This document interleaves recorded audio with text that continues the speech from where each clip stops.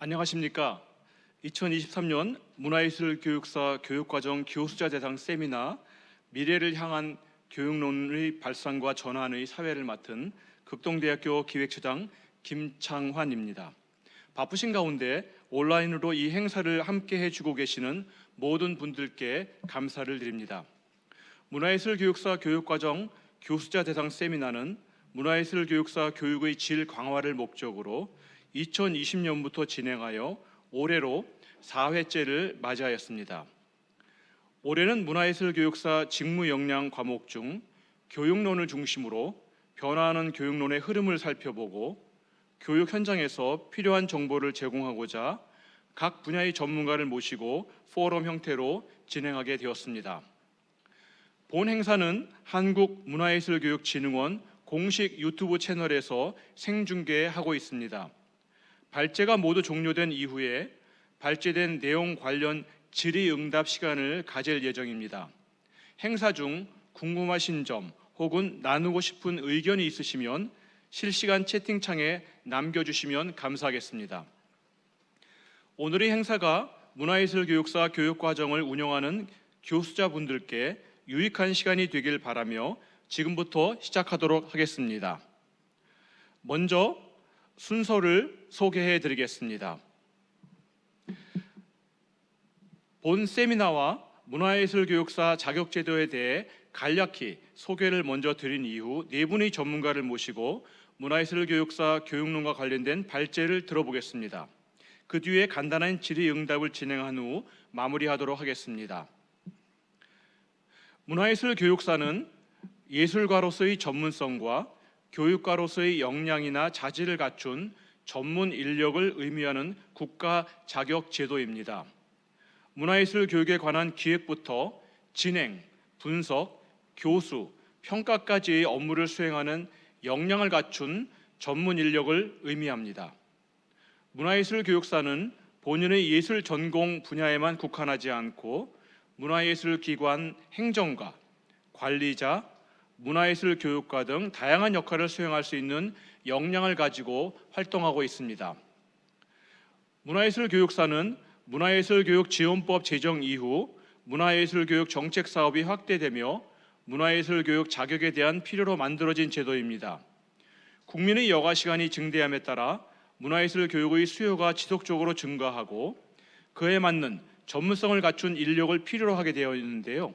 이에 법령으로 자격 요건을 지정함으로써 문화예술교육 인력에 대한 사회적 신뢰를 제고하고 법령을 기반으로 문화예술교육 전문 인력의 배출을 목적으로 도입하게 되었습니다.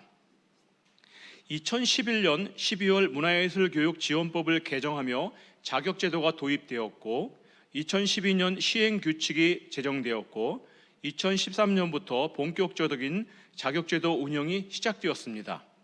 2013년부터 현재 2023년 상반기까지 총 33,506명의 문화예술교육사가 배출되었으며 각 분야에서 활발히 활동 중에 있습니다. 다음으로는 문화예술교육사 취득 방법에 대해 설명드리겠습니다. 문화예술교육사를 취득하기 위해서는 두 개의 자격 요건을 갖추어야 합니다.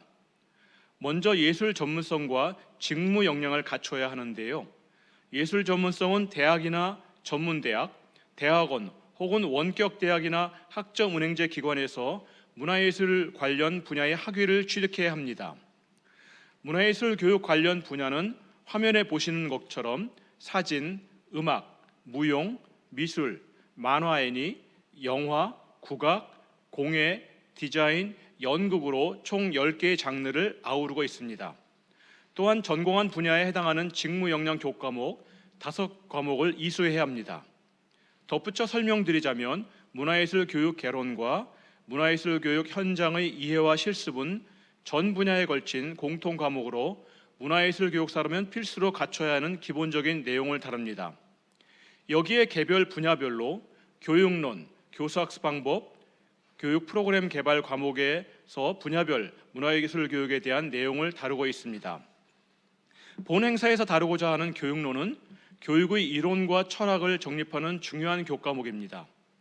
교육론은 교육 심리와 상담, 문화정책 이해 등을 통해 문화예술 교육을 이해하게 하는 교과목인데요. 문화예술 교육사의 직무 및 핵심 역량, 분야별 문화예술 교육사의 정체성, 분야별 문화예술 교육의 실행 현황, 분야별 학습자의 요구 등 다양한 기초 이론의 내용을 담고 있습니다. 교육론에서는 이론을 배우는 것도 중요하지만 학습된 이론을 현장에서 사용할 수 있도록 하는 점이 중요하다고 생각됩니다. 이번 세미나에서는 그러한 고민을 조금이나마 해소할 수 있게 분야별 교육론의 교수법을 소개하고 문화예술 교육사의 정체성을 고민해보며 현장에서 교사에게 필요한 역량은 무엇인지에 대한 내용을 중심으로 이야기를 나눠보고자 합니다. 이를 통해 앞으로의 문화예술 교육사 교육론이 가야 할 방향을 짚어보는 계기를 마련하고자 합니다. 다음으로 발제자를 소개해 드리겠습니다. 첫 번째로 변화하는 시각 환경과 시각 분야 문화예술 교육사 교육론의 구성 재고라는 발제를 준비해 주신 중부대학교의 현혜연 교수님이십니다. 다음으로 이론 수업과 전통 교수 방법에서 벗어나 ICT 기술을 활용하여 국악교육을 하는 사례를 소개해 주실 광주교육대학교 음악교육과의 김경태 교수님이십니다. 세 번째로 현장에서 바라본 문화예술 교육사의 필요 역량에 대해 발제해 주실 부평구 문화재단 우사라 팀장님이십니다. 저희가 총 4개의 순서를 준비했는데요. 교실 드라마와 토론 연극의 이론을 심층적으로 다뤄보고 연극 교육의 의의에 관하여 발제해 주실 인하대학교 문화예술교육원의 김나리 교수님은 개인사적으로 이 자리에 참석을 못하셨습니다. 사전 녹화한 영상을 같이 보시는 것으로 대신하도록 하겠습니다. 그럼 이제 첫 번째 순서를 시작하겠습니다. 변화하는 시각 환경과 시각 분야 문화예술 교육사 교육론의 구성 재고라는 주제입니다. 많은 분들께서 이미 느끼고 계시겠지만 AI를 활용한 문화예술 교육이 점차 발달하고 있습니다. 특히 미술, 디자인, 공예와 같은 시각 분야를 디지털 매체로 옮겨지면서 사진과 영상의 영향이 커지고 있습니다. 이런 흐름에 우리가 어떤 방식으로 적응해야 하고 문화예술 교육사 교육론 강의 시 교수자가 어떤 자세를 가져야 하는지 탐구해 볼 필요가 있겠는데요. 이에 대해 중부대학교 사진영상학과 현혜연 교수님의 생각을 들어보도록 하겠습니다. 현혜연 교수님께서는 문화예술 교육사 운영위원이시고 중부대학교 문화예술교육원 원장으로 재직하시며 문화예술 교육사 자격제도 발전에 크게 도움을 주고 계십니다. 특히 교수님 본인의 사례를 덧붙이셔서 발제해 주신다고 하니 기대가 많습니다. 그럼 현혜연 교수님의 발제를 청해 듣도록 하겠습니다. 교수님 앞으로 나와주시면 감사하겠습니다. 네, 안녕하세요. 소개받은 저는 중부대학교 사진영상학과에 있는 현혜연이라고 합니다. 오늘 이렇게 교수자, 문화예술 교육사 교육 과정 중에서 그 교수자 대상 세미나에 초대해 주셔서 감사합니다. 오늘 저는 특히 제가 종사하고 있는 시각 분야에서 굉장히 심각한 혹은 아주 심대한 변화들이 일어나고 있는데요. 이러한 변화 속에서 우리의 그 문화예술 교육사들을 길러내기 위해서 교육론의 교육과정이 무엇을 고민해야 되는지 또한 무엇을 좀 대비해야 되는지 생각을 좀 나누려고 합니다. 그럼 시작하도록 하겠습니다. 네, 저는 오늘 이렇게 4가지에 대해서 이야기하려고 합니다. 그래서 교육과정과 이 분야별 교육론이 무엇을 좀 관심을 가져야 하고 또 어떤 방향과 관점과 태도를 가져야 되는지 이야기할 텐데요. 먼저 문화예술 교육사 제도와 교육과정으로부터 시작하도록 하겠습니다. 문화예술 교육사에 대한 부분은 앞서 김창한 교수님께서 잘 말씀해 주셨고요.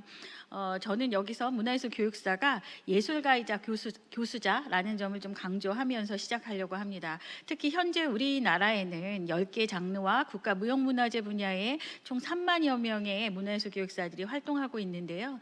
이분들의 활동 영역은 정말 제가 이렇게 그린 것을 넘어서서 굉장히 다양하고 정말 사회 곳곳에서 엄청난 역할들을 하고 계십니다.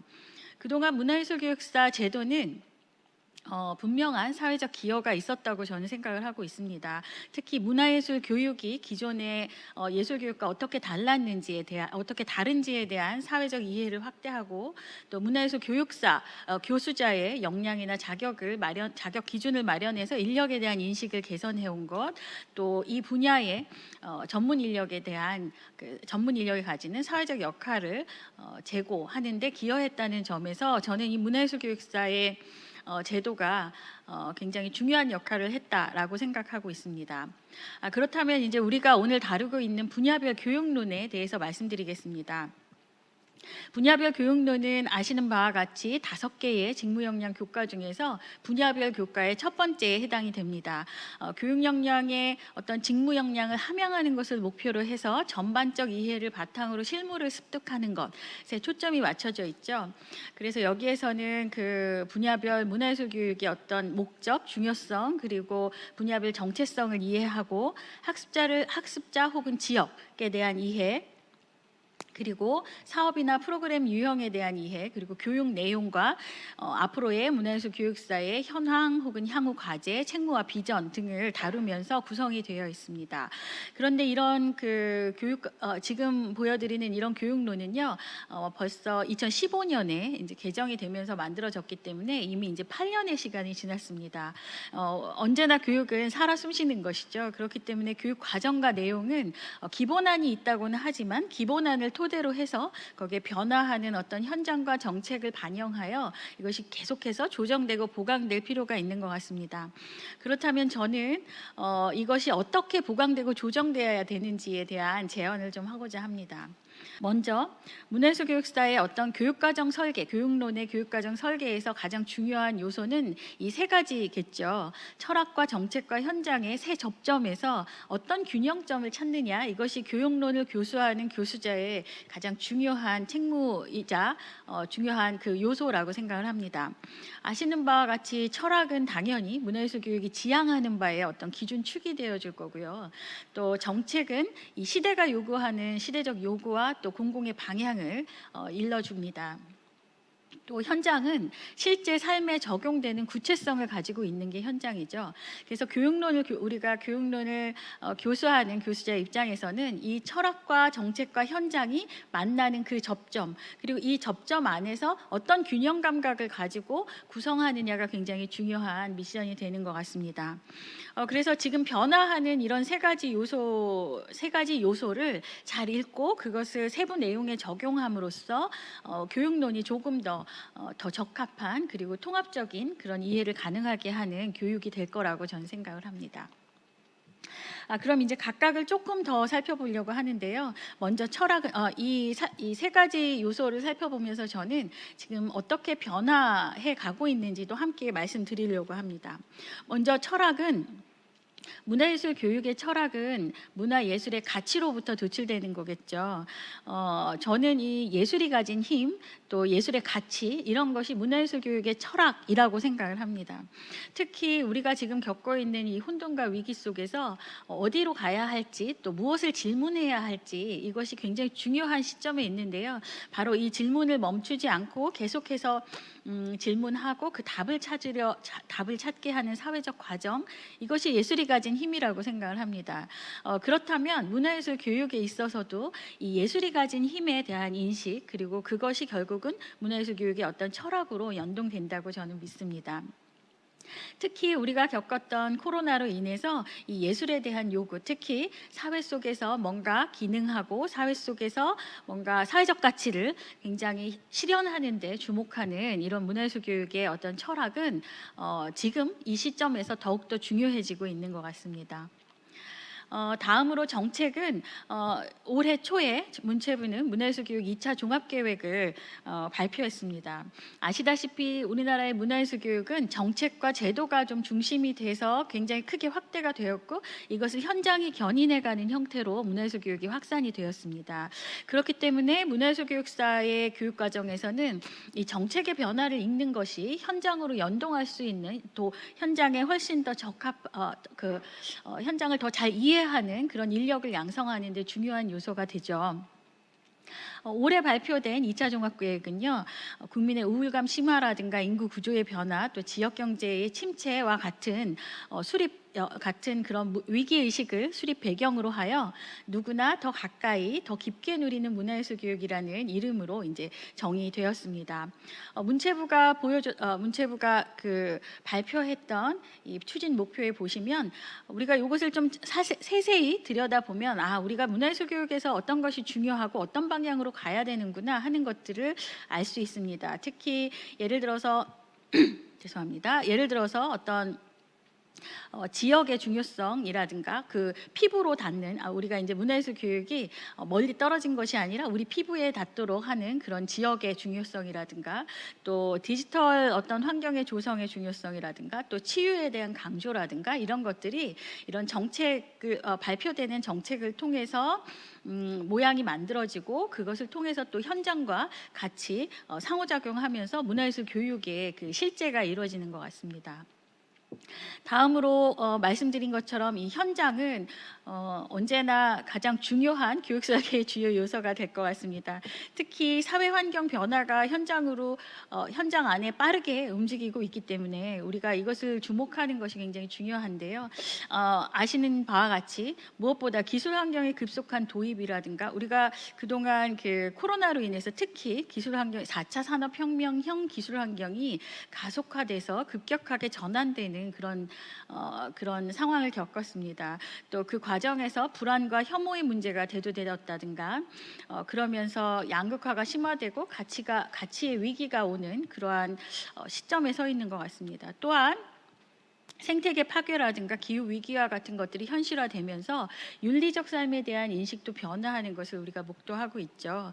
그렇다면 이런 현장 안에서는 문화예술 교육사로 하여금 단순히 어떤 자신이 가지고 있는 예술적 기량을 누군가에게 전달하는 데 멈추는 것이 아니라 교육사가 어떤 이렇게 전환되는 교육과 예술이 어떻게 전환되는지 그 안에서 나의 역할은 무엇이고 이것들이 우리 사회 안에서 어떤 역할과 어떤 위치를 잘 자리 잡을 것인지 고민해야 한다는 것을 알려주고 있습니다. 때문에 교육론을 교수하는 데 있어서는 이런 변화하는 현장의 어떤 흐름과 맥락을 읽도록 독려하는 것이 굉장히 중요할 거라고 생각합니다. 자, 그렇다면 저는 이 변화에 대응하는 교육론의 구성이 어떻게 좀 어떤 점들을 고려하면 좋겠는지 구성의 방향을 3가지로 말씀드리려고 합니다. 특히 저는 제가 시각 분야에 종사하고 있기 때문에 시각 분야에서 교육론이 어떻게 구성되어야 될지에 대한 제언을 드리려고 합니다. 먼저 첫 번째는 변화하는 시각 환경과 이 시각 환경의 변화와 함께 이미지에 대해서 확장된 개념으로 접근하는 것이 중요하다라는 말씀으로 시작을 하려고 합니다. 모두 동의하시겠지만 우리가 지금 최근에 사용하는 굉장히 빠르게 도입되었던 주 미디어들은 대부분 시각을 중요한 매체로 쓰고 있습니다. 물론 동영상이나 이런 걸 통해서 사운드의 중요성도 굉장히 중요해지지만 대부분의 주 감각을 시각으로 쓰는 걸 알 수 있죠. 그래서 우리가 뭔가 소통하거나 혹은 누군가 만나서 이야기하고 하는 것들도 굉장히 시각 중심으로 이루어지고 있는데요.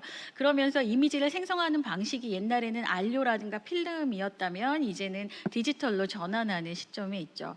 전환되었죠. 네. 그리고 또 뿐만 아니라 굉장히 다양하고 새롭고 그리고 접근성과 편의성이 굉장히 발달한 그런 에듀테크가 발달하고 있는 것을 알 수 있습니다. 근데 이런 변화와 함께 재미있는 것은 이미지 개념 자체가 변화하는 것을 우리가 알 수 있는데요. 최근에 올해 4월에 아주 재미있는 기사가 하나 났습니다. 지금 보시는 이 사진은요. 보리스 엘다크젠이라는 독일 사진가가 그 소니 월드 포토그래피 어워드라는 그 공모전에 출품해서 1등을 받은 상입니다. 전기공이라는 제목의 사진인데요.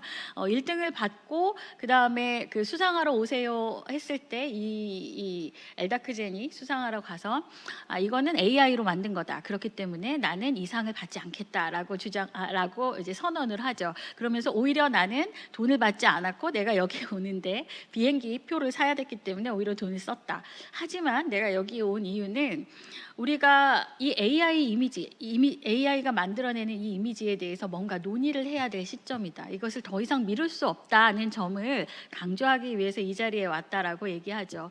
이것이 당연히 굉장히 큰 이슈가 됐고요.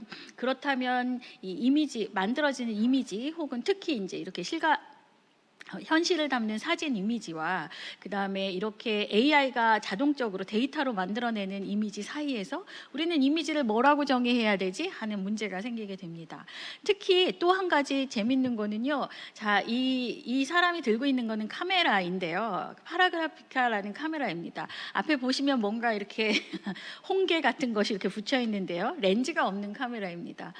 렌즈가 없이 사진을 찍고 있는데 이게 재밌는 거는 이게 이제 여기 보시는 것처럼 덴마크 출신의 디자이너가 만든 카메라인데요. 여기에는 AI가 탑재되어 있어서 위치 정보하고 그다음에 인터넷 정보를 통해서 예를 들어서 제가 여기에다가 여기가 어떤 곳인지 이렇게 프롬프터로 설명을 하고 그것을 AI로 돌리면 이 컴퓨터가 말하자면 여기에 위치 정보를 GPS나 이런 걸 통해서 여기가 어떤 곳인지 읽고 해서 사진을 만들어 줍니다. 여기 보시면 제 기준으로 왼쪽에 있는 사진은 실제 이 사람이 서서 있는 동네의 모습이고요. 오른쪽에 있는 거는 그 가운데 있는 글자 midday photo taken 이렇게 막 했던 글자를 넣어서 AI가 생성한 그런 이미지입니다. 근데 굉장히 흡사하다는 거 보실 수 있을 거예요. 그러니까 이미지를 만들어내는 AI의 능력이 여기까지 와 있기 때문에 당연히 이제는 이미지가 무엇인지 새롭게 정의해야 되는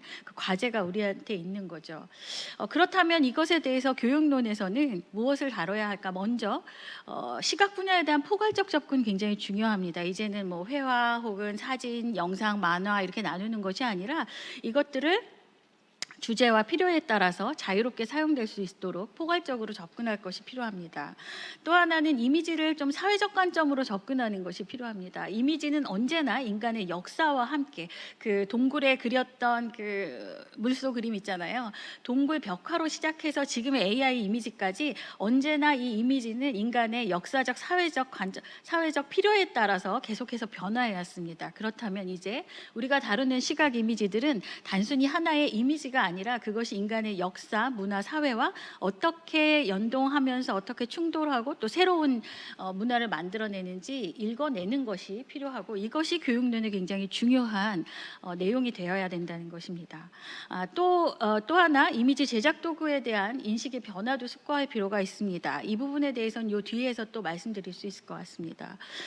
그리고 교육론을 교수하면서 이런 이미지의 개념이 변화하는 것들을 문화예술 교육수들이 스스로 이해할 수 있는 과정을 꼭 도입해 주셨으면 좋겠습니다.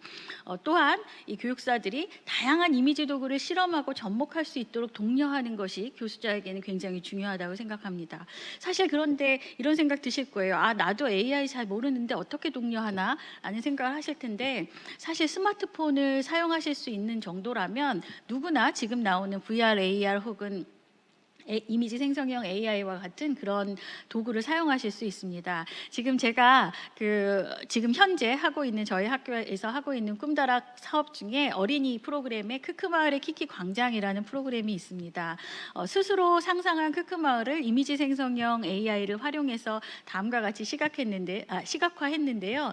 크크랜드라는 제목의 두 어린이가 만든 이미지입니다. 그래서 크크랜드에 있었으면 좋겠는 것들을 단어로 놓고 이 단어로 넣었더니 AI가 생성해준 그런 이미지입니다. 굉장히 재미있고 굉장히 다채로운 그런 모습을 볼 수 있는데요.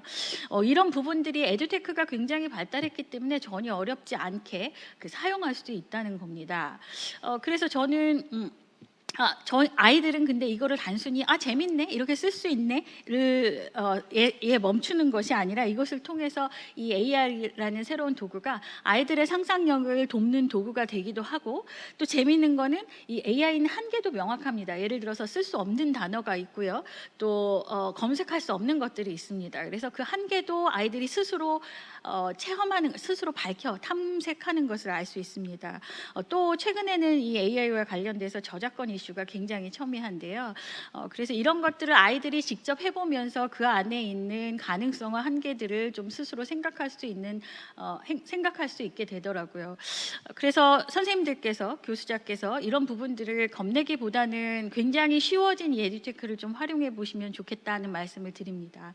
그래서 이전 도구와 새로운 도구가 어떻게 다른지 비교해 보는 거, 그 다음에 도구가 가진 어떤 확장성을 이해하는 거, 그리고 한계의 인식, 그리고 이거를 거기로부터 이 도구를 어떻게 사용할 것인가에 대한 자기 판단이 시작된다고 저는 생각이 됩니다. 이게 결국은 미디어 리터러시가 되겠죠. 여기 보이는 사진은 그 아바타를 만드는 프로그램으로 제 얼굴을 아바타로 만든, 저희 프로그램에서 이렇게 아바타 이미지를 쓰고 있는데요. 저는 굉장히 마음에 드는 그런 이미지입니다. 두 번째, 이 변화하는 시각 환경에서 우리가 고민해야 될 것은 사고와 인식의 과정을 고려하는 문화예술 교육이 필요하다는 것입니다. 특히 이런 시각 환경이 인간의 신체와 사람에 가하는 변화에 좀 주목할 필요가 있는데요. 특히 이 팬데믹 기간에 아주 그냥 전체적으로 도입돼 버린 기술 환경의 영향에 대한 면밀한 연구가 좀 필요합니다. 특히 이 영향력에 따라서 어떤 교육적 해법을 가져야 되는지, 그리고 교육 방법을 어떻게 좀 다르게 개발해야 되는지, 이런 부분들이 우리에겐 굉장히 중요한 이슈라는 것입니다. 요즘 우리가 지식을 습득하는 방법을 보면 보았다, 즉 알았다, 이거인 것 같습니다. 봤으니까 난 알았어, 이런 태도인데요. 이게 우리가 줌이나 이런 화상회의를 통해서 오랜 시간 3년 이상 수업을 하면서 보니까 그것이 내 머리에 들어와 있고, 그래서 난 알고 있어 라고 착각을 하는 경향이 있습니다.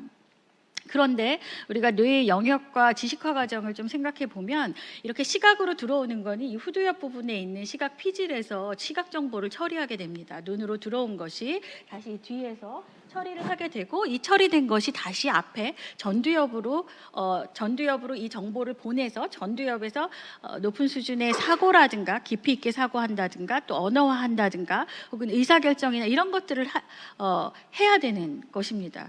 그런데 이 뇌과학자들의 이야기는 너무 많은 시각 정보가 이렇게 들어오면 뒤가 움직이느라고 앞쪽에 전두엽이 움직일 새가 없다라고, 그래서 이 전두엽의 지연이 일어날 수 있다라고 강조하죠. 그런 것들이 저는 지금 교육 현장에서 확실히 좀 느끼고 그 문제점들을 보게 되는 것 같습니다.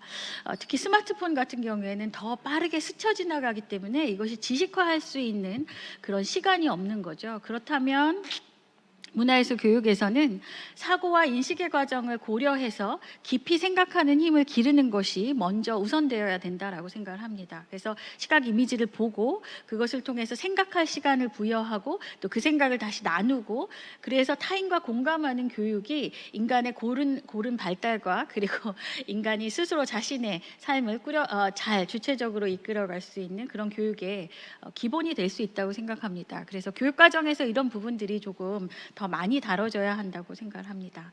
마지막으로 통합 문화예술 교육의 교육 부분을 좀 강화할 필요가 있습니다. 분야별 교육론이다 보니 이 통합에 대해서 상대적으로 적게 다루고 있는데요. 그렇지만 우리가 이 통합 문화예술 교육이라는 것은 우리 철학과 연동되는 것이죠. 우리의 삶이고 또 우리 삶이 통합적으로 되어 있고 우리의 배움 자체가 통합적 배움의 과정이기 때문에 이런 변화에 따라서 그 15주차의 교육과정 안에서도 이런 것들을 적극적으로 다룰 필요가 있다라는 말씀을 드립니다. 이렇게 우리가 변화하는 교육론의 구성을 제고하기 위해서 이 교수자에게 필요한 관점과 태도도 있을 것 같습니다. 먼저 정책과 현장의 변화를 꼼꼼히 관찰하고 체크해 볼 필요가 있습니다. 또 이것이 단순히 그냥 전달하는 것이 아니라 수강생과 논의를 통해서 탐색과 모색을 할 필요가 있습니다. 왜냐하면 지금의 변화는 교수자가 완벽한 권위적 지식을 가질 수 없는 그런 상황이기 때문입니다. 또 예술적 사고와 실천의 과정 굉장히 중요할 것 같고요. 그리고 문화적 배경과 맥락에 대한 공부가 이 교육론에서 아주 주요하게 다뤄져야 할 거라고 믿습니다. 마지막으로 이것은 항상 변화하는, 유연하게 대응할 수 있는 현장형 전문가를 길러내는 것이지 이 교육론이 완결형 전문가를 만들어내는 것이 아니다라는 점을 깊이 새겨둘 필요가 있습니다. 이러한 우리가 좀 유연한 이러한 태도를 통해서 보다 더 좋은 문화예술 교육론이 잘 만들어지길 기대합니다. 네, 들어주셔서 감사합니다. 네, 교수님 발제 잘 들었습니다. 철학과 정책, 현장의 접점이 잘 맞아 시대에 유연하게 적응해야 한다는 말씀이 인상 깊었습니다. 특히 문화예술교육 현장의 변화하는 트렌드에 대해서 사례를 들어서 자세히 설명해 주셔서 이해하는 데 크게 도움이 된 것 같습니다. 현장에 계시는 우리 교수님들께서도 고민해 보면 좋을 내용인 것 같습니다. 문화예술교육사 교육과정 교수자도 AI 시대에 잘 적응할 수 있기를 바라면서 오늘 들어주신 예시가 예비 문화예술교육사들에게도 잘 전달되어 좀 더 변화하는 시대에 풍요로운 문화예술 교육을 지향할 수 있기를 바랍니다. 두 번째 발제를 듣도록 하겠습니다. 교실 드라마와 토론 연극 이론 교수 방법과 연극 교육의 의의를 알아보는 시간을 갖겠습니다. 문화예술 교육사 연극 교육론 중 상세 교수 요목 8주차에 해당하는 내용으로 김나리 교수님께서는 과정 드라마와 토론 연극 실습에 대해 발제해 주시겠습니다. 과정 드라마와 토론 연극의 수업 예시를 통해 처음 수업을 준비하시는 분들이 유용하게 활용할 팁도 말씀해 주신다고 하는데요. 인하대학교 문화예술교육원의 김나리 교수님을 영상으로 만나보시겠습니다. 네, 여러분 안녕하세요. 인하대 문화예술교육원 김나리 교수입니다. 저는 이번 시간에 연극 분야 교육론에 대해서 같이 말씀드리려고 합니다. 연극 교육론 어떻게 강의를 하고 있는지 많이 궁금해하실 것 같은데요. 제목을 이렇게 적어봤습니다. 교실 드라마와 토론 연극 그리고 연극 교육의 의의에 관하여. 아주 큰 제목이지만 이 짧은 시간 같이 나눌 수 있도록 한번 빨리 해보도록 하겠습니다. 연극 교육론을 맡은 교수님들, 특히 새롭게 연극교육론 강의를 맡은 교수님들이 많이 궁금해하실 것 같아요. 어떻게 강의를 해야 되나요? 아무래도 이론 수업인데 연극은 함께 체험하고 구르고 뛰고 느끼고 경험해야 되는데 저희는 연극 교육 이론입니다. 저 이론 교육을 어떻게 해야 될까 이런 고민들이 있을 것 같습니다. 저 같은 경우도 제가 석사를 NYU에서 교육 연극을 전공을 했습니다. 그래서 그런 이론들이 있고 또 2001년도부터 여기 사진 이렇게 보시면은 뭐 걸스카우트 캠프에서 함께 학생들이랑 연극했던 거, 뭐 2003년도에는 뮤지컬 캠프를 또 뉴저지에서 했던 거, 뭐 메릴랜드에서 학생들 만난 거, 뭐 뉴욕 맨 밑에 사진은 뉴욕에서 이제 성인 이민자들과 함께 영어를 또 연극을 통해서 이제 그들의 역량을 강화하는 이런 다양한 활동들을 했었는데요. 그리고 또 오른쪽에 또 이제 제가 이렇게 보고 있는 모습 보이시나요? 그래서 여기 같은 경우는 이제 제가 프락시스 교육연극연구소에서 프락시스 교육연극연구소 프락시스에서 같이 TI 공연을 했던 모습입니다. 이런 다양한 이야기가 있는데 그것이 어떻게 연극 교육론 수업으로 들어갈 수 있을까 또 많이 궁금해하실 것 같습니다. 그리고 아무래도 여러분들도 현장 경험과 또 이론이 있을 텐데 그것을 어떻게 녹여서 들어갈 수 있을지 이런 이야기를 같이 해보도록 합니다. 그래서 아마 각자 교수님들마다 하는 방법들이 있으시겠지만 이제 제가 학생들을 어떻게 만나고 있는지 또 학생들과 어떤 대화를 하고 있는지 그런 연극 교육론에 대해서 말씀드리도록 하겠습니다. 그래서 연극 교육론 강의 어떻게 하셨나요? 이렇게 물어본다면 저는 이렇게 말씀을 드릴 것 같습니다라는 내용을 또 글로 적어서 또 보내드렸고 또 오늘은 이렇게 발표로 말씀을 드리도록 하겠습니다.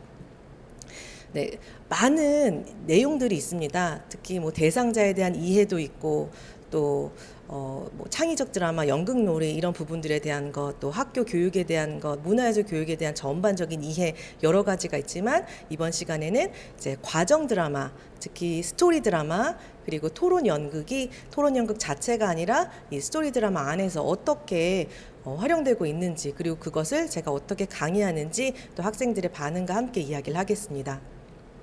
네, 처음으로 연극 교육론을 하다 보면 결국에는 교수자의 철학이 매우 중요하겠죠. 그래서 티칭 아티스트 성찰하는 티칭 아티스트 책에도 보면은 티칭 아티스트 성공의 80%는 자기 자신이 누구인가에 달렸다. 우리는 우리 스스로를 가지고 교실로 들어간다. 이런 이야기가 있는데 정말 저의 교육 철학이 무엇인지에 맞춰서 연극 교육론의 강의의 내용들도 가게 되는 것 같습니다. 그래서 제가 이제 중요한 중요하게 여기는 이론 같은 경우는 맥신 그린의 미적 체험 예술 교육 부분들과 또 존 듀이의 또 교육 철학들입니다. 그래서 이런 철학을 가지고 얘기를 하는데 특히 가운데 있는 책 왜 학교는 예술이 필요한가 제시카 호프만 데이비스의 이 책의 내용을 보면서 제가 생각하는 것과 매우 흡사하더라고요. 그래서 이런 걸 보면서 그래 예술 교육은 이게 필요하지 하면서 학생들을 만납니다. 과정 드라마에 대해서 이제 말씀을 드리도록 하겠습니다. 이제 과정 드라마라는 것은 또 많이들 아시겠지만 이미 연극을 이미 있는 내용들 대본들을 가지고 하는 게 아니고 또 연극을 새롭게 창작하는 그 자체에 있는 게 아니라 그 안에 그 극 속에서 학생들이 역할을 맡아서 살아보면서 그 의미를 발견하고 경험하고 또 깨닫는 그런 부분들이 있습니다. 그래서 이렇게 시실리 오닐의 교실 연기 과정 드라마를 중심으로 이야기를 하는데요. 네, 여기 여러 가지 얘기들이 있습니다. 그래서 이렇게 이론들을 쭉 하면은 학생들이 앞에 있는 책을 읽으면서, 이런 게 과정 드라마구나. 기존에 우리가 연극과에서 하고 있는 예술 체험들 또 그리고 희곡을 무대화하는 것과는 다른 새로운 방법이구나. 교실에서 이렇게 하는 거구나라고 이렇게 알 수 있습니다. 여러분 이 PPT를 보시면 이렇게 하는 거구나. 네, 이해가 되십니까? 어렵겠죠. 그래서 학생들도 교수님 이렇게 되면은 한다는 걸 알긴 알겠는데 실은 잘 알지 못하겠어요. 이렇게 얘기를 합니다. 그러면은 어떻게 할까요? 예, 바로 실행에 옮겨야겠죠. 예, 과정 드라마는 여러 가지 에피소드 형식도 있고 프리텍스트를 활용하는데 이 프리텍스트는 문학도 되고 시도 되고 소품도 되고 한 줄의 쪽지 이야기도 됩니다. 이렇게 얘기를 했을 때 네, 알겠어요. 그런데 그걸 어떻게 하나요? 이렇게 물어볼 수 있습니다. 그래서 저희가 이 이야기를 하기 전에 한강에 피크닉을 가고 싶다 막 이런 이야기를 하고 있었어요. 그러나 그날은 비가 많이 오는 날이었습니다. 그래서 그래요? 그럼 저희 과정 드라마를 바로 한번 해볼까요? 하면서 즉흥적으로 과정 드라마가 시작이 되었습니다. 한 교실의 한쪽에 가방과 우산이 있었습니다. 물론 이거는 누군가의 가방과 우산이지만 허락을 받고 우리가 상상을 하기 시작했습니다. 이 가방은 오랫동안 방금 전에 얘기했던 이 한강에 버려져 있는 가방입니다. 그리고 이렇게 햇빛이 쨍쨍 내리쬐고 있는데 우산이 있습니다. 아마 비 오는 날에 누군가가 이 가방을 놓고 사라진 것 같습니다. 이 가방의 주인공은 누구인가요? 그리고 왜 가방은 여기에 이렇게 덩그러니 놓여져 있을까요? 라고 시작을 합니다. 그럼 학생들이 어떻게 될까요? 누구지? 왜 이거를 이렇게 했을까? 막 궁금하게 되죠. 그래서 저희가 그 가방 안에 뭐가 들어있는지는 상상을 해서 소품 만들기를 하고 또 그 소품을 가지고 단서를 찾아서 모두가 탐정이 됩니다. 또 탐정이 되어서 또 같이 누구인지 이야기를 하기도 하고 또 드라마 관습 중에 롤 온 더 월이라고 해서 벽 위의 인물, 그래서 그 인물을 구축하는 상황도 만들고 그 주인공이 만들어졌으면 이제 저희는 쿠키라는 인물의 한 여성 청년이 만들어졌습니다. 그래서 그 청년이 지금까지 살아온 과거부터 현재까지의 일을 쭉 보기도 하고, 근데 그렇게 하다 보니까 어려운 삶을 살았고 힘든 삶을 살았고 실은 대학도 잘 나왔는데 취직을 하지 못하고 막 이런 이야기들이 쭉 나왔어요. 그래서 그런 얘기를 하면서 그리고 심지어 어머니가 아픕니다. 그래서 어머니 병수발 들으면서 너무나도 어렵게 살면서 좀 사회에서 허락하지 않는 다른 일을 하기도 하는 이런 이야기가 전개됩니다. 그래서 이 이야기는 누가 만들었을까요? 네, 제가 만든 게 아니라 학습자들이 직접 만듭니다. 그래서 그렇게 하면서 인물을 구축하게 되고, 그래서 그 인물의 상황을 보면서 실은 여기 나왔던 내용들이 실은 우리가 가지고 있던 어려움들이 그대로 들어가 있는 부분들이 있겠죠. 그래서 아무래도 지금 우리가 취업도 해야 되고 또 잘 살고 싶은데 그러지 못하는 그런 상황들, 또 사회에 일어나는 안 좋은 일들, 이런 것들이 실은 이 과정 드라마 안에 다 쏙쏙 들어가서 이 학생들이 만들게 된 겁니다. 그래서 학생들이 직접 극작가가 되고 또 연출이 되고 배우가 되는 건데, 나는 연출, 너는 극작가, 이게 아니라 모두가 그 역할로 들어가는 그런 과정 드라마의 삶을 이제 그 안에 극 속에서 살게 되는 거죠. 그래서 그랬을 때 학생들이 했던 얘기들이 있습니다. 그래서 이렇게 좀 탐색을 해보니까 이 쿠키라는 어떤 인물에 대해서 몰입을 하게 됩니다. 그래서 이런 한 학생은 가상인물인 쿠키의 발자취를 따라가면서 나도 모르게 점점 몰입이 되고 마지막엔 쿠키에게 보내는 편지는 정말 뭉클했다 이렇게 이야기를 합니다. 그리고 또 이런 몰입감을 주었다라는 이야기, 또 몇 가지 단서로 이야기가 만들어져서 가상인물 쿠키의 감정을 이해하게 되는 것이 신기했다 이런 이야기를 합니다.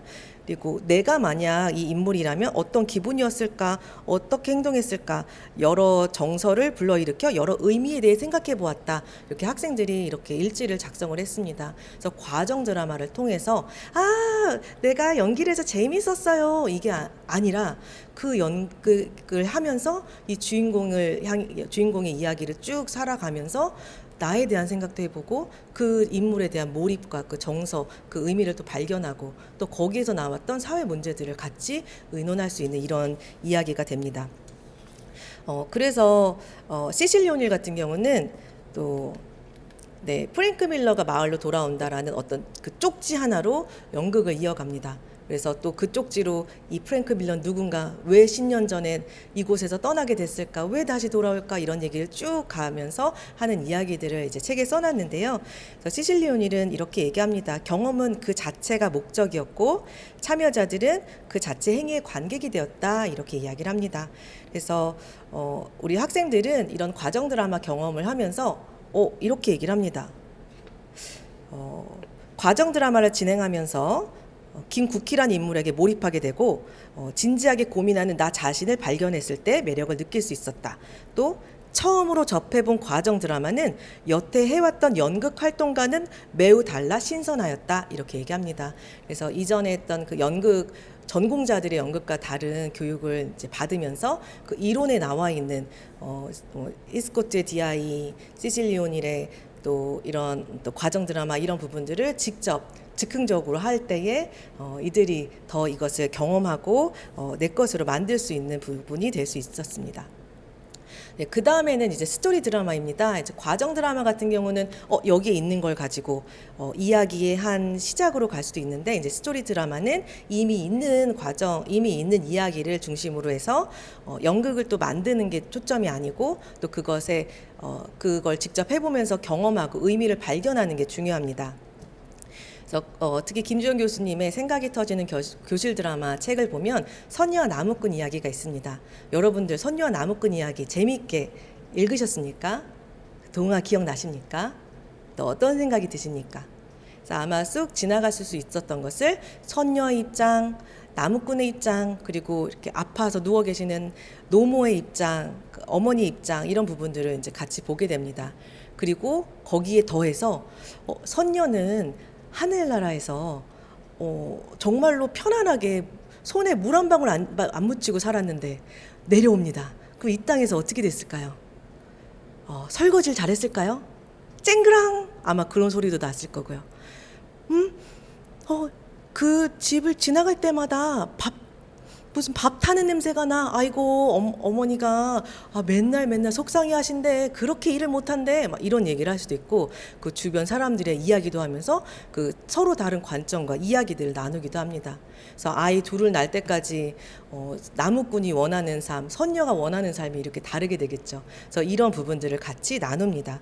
그래서 선녀와 나무꾼을 또 보고 나서는 학생들이 이렇게 또 대답을 합니다. 그래서 이것은 또 책에서만 보면은 이해하기가 어려우니까 저희가 또 직접 해봤을 때는 한 학생은 내가 지금 느끼는 감정이 선녀라는 인물일까 현실의 나 자신이 느끼는 것일까 생각하게 되었다.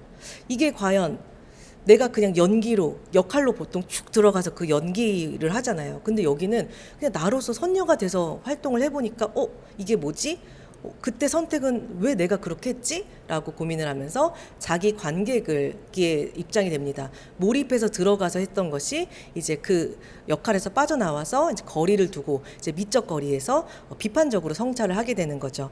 그래서 이런 부분들을 하면서 우리 학생들도 보이는 것을 그대로 받아들이는 게 아닌 비판적인 사고로 내가 해석하고 생각할 수 있는 능력을 가져야겠다는 생각을 했다. 이러면서 이제 여러 가지 생각을 하고 또 타인에 대한 이해를 넓힐 수 있었다. 이런 이야기들을 합니다. 그래서 이렇게 드라마에 대한 책을 읽고 그 이론을 이야기할 때 스토리 드라마는 이렇게 하는 거예요 라고 했을 때 거기서 끝나는 게 아니라 직접 실행을 해보고 또 학생들이 여기에서 의미 발견. 또 재미있는 건 한 학생은 내가 선녀가 되어서 식사를 차려주고 떠나기로 한 순간 계속 붙잡는 나무꾼에게 흔들렸다. 내가 어떤 사람을 좋아하고 어떤 사람을 싫어하는지도 알게 됐다. 연극은 나를 알아가는 과정이다. 이러면서 자신의 성향에 대해서도 이제 알게 되는 재미있는 글을 또 보여주기도 했습니다. 그래서 이 역할을 하면서 내가 누구인지, 나는 어떤 생각을 하는지, 그리고 그때 나는 왜 이런 결정을 했는지를 고민하게 되는 것이 바로 이런 연극 교육론 중에 이제 스토리 드라마의 내용이었습니다. 네, 그 다음에는 이제 토론 연극입니다. 토론 연극은 세계 연극사 혹은 현대 연극 이런 어떤 이론 과정에서 학습자들이 이미 대학교에서 공부를 좀 해옵니다. 그런데 그냥 몇 줄로 얘기하고 끝났어요. 다른 거 얘기하다 끝났어요. 이렇게 하다 보니까 이게 좀 많이 어렵기도 합니다. 그리고 저희도 이 토론 연극만 가지고 얘기하기에는 시간이 모자라기 때문에 그럼 이것을 우리가 실습을 해보자. 어떻게? 스토리 드라마 안에 있는 내용에 토론 연극을 넣는 것입니다. 네, 그래서 토론 연극은 이제 억압자와 피억압자가 있는데 이 억압자는 엄마입니다. 하늘나라 선녀 엄마 누굴까요? 바로 저입니다. 저는 이 아들이 이 하늘나라에서 잘 지내기를 바라요. 그리고 저 땅은 절대로 생각하지 않기를 바랍니다. 그렇게 생각하면서 아들을 키우는데 이 아들 둘 중에 이제 첫째 아들이 10년 동안 어떻게 지냈을까? 잘 살았을까요? 행복하게 살았을까요? 아닐까요? 또 이런 것을 어린 시절부터 또 그 다음에 5년 후, 10년 후 이렇게 한번 만들어 봅니다. 그러면은 어릴 때는 이 하늘나라 이제 할아버지한테 갑니다. 할아버지 안녕하세요 라고 했을 때 이 할아버지가 어떻게 반응할까요? 아니 여기에 인간 냄새가 난다 이러면서 할 수도 있고, 뭔가 할아버지도 이 아이를 받아주지 않는 모습이 또 그려지기도 하고요. 그리고 그 다음으로 갔을 때는 학교에 갑니다.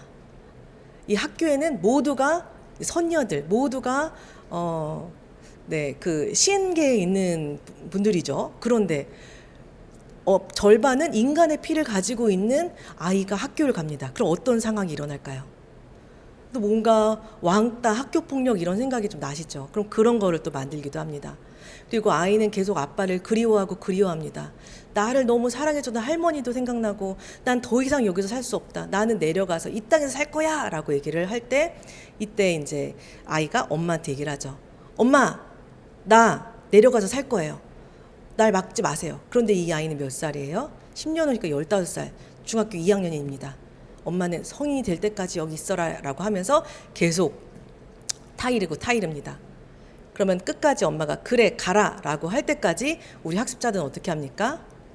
여러 가지 방법을 써서 이 엄마를 설득합니다. 한 첫 번째 학생은 엄마 하면서 이제 막 화를 냅니다. 두 번째 학생은 막 울기도 합니다. 세 번째 학생은 엄마도 힘들었었잖아요. 나도 그 마음이에요 하면서 엄마에게 공감을 요구하기도 합니다. 여러 가지의 방법을 가지고 이제 이 피억압자가 어떻게 이 상황에서 벗어날 수 있을지를 연습을 합니다.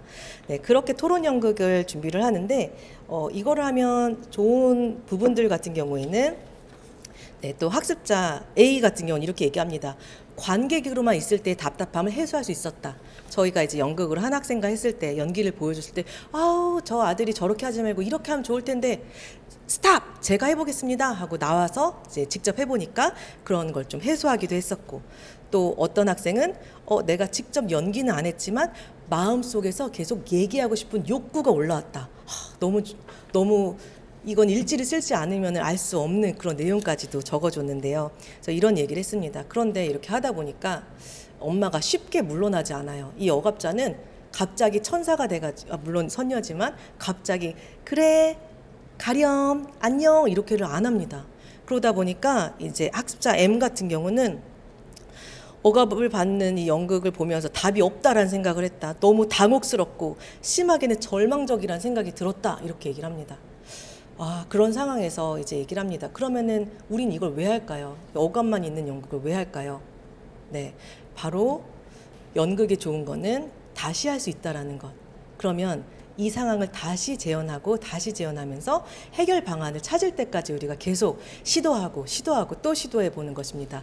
그래서 또 한 학생은 큰 갈등 전에 작은 갈등으로 해결할 수 있는 방안을 찾을 수 있지 않을까, 뭐 이러한 고민들도 합니다.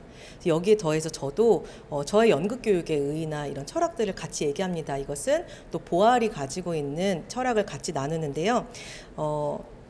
보알이 이렇게 얘기를 합니다. 유대인 학살에 대한 예시를 빅터 프랭클의 죽음의 수용소를 예시로 들면서 처음에는 유대인들에게 다윗의 별을 달게 합니다.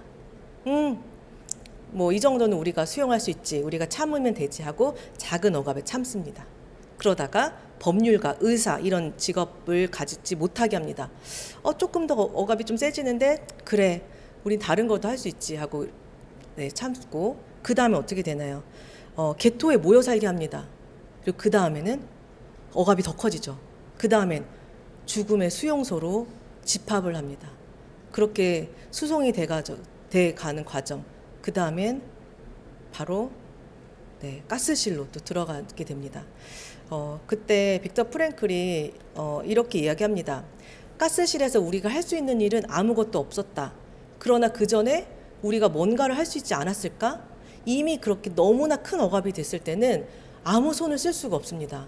하지만 그 전에 뭔가를 할 수 있지 않았을까? 이런 이야기를 합니다. 그래서 그때 이야기를 할 때 정말 연극 교육은 왜 필요할까? 그래서 저는 대안이 존재하기 때문이다. 보알도 이렇게 얘기를 하거든요. 아무도 세계를 변화시키지 않으면 달라지는 게 없겠죠. 그리고 연극도 마찬가지로 우리가 이 장면을 만들었는데 누군가가 끼어들어서 변화시키지 않으면은 연극은 이전과 같이 똑같이 전개될 거다. 그럼 우리는 어떻게 해야 될까?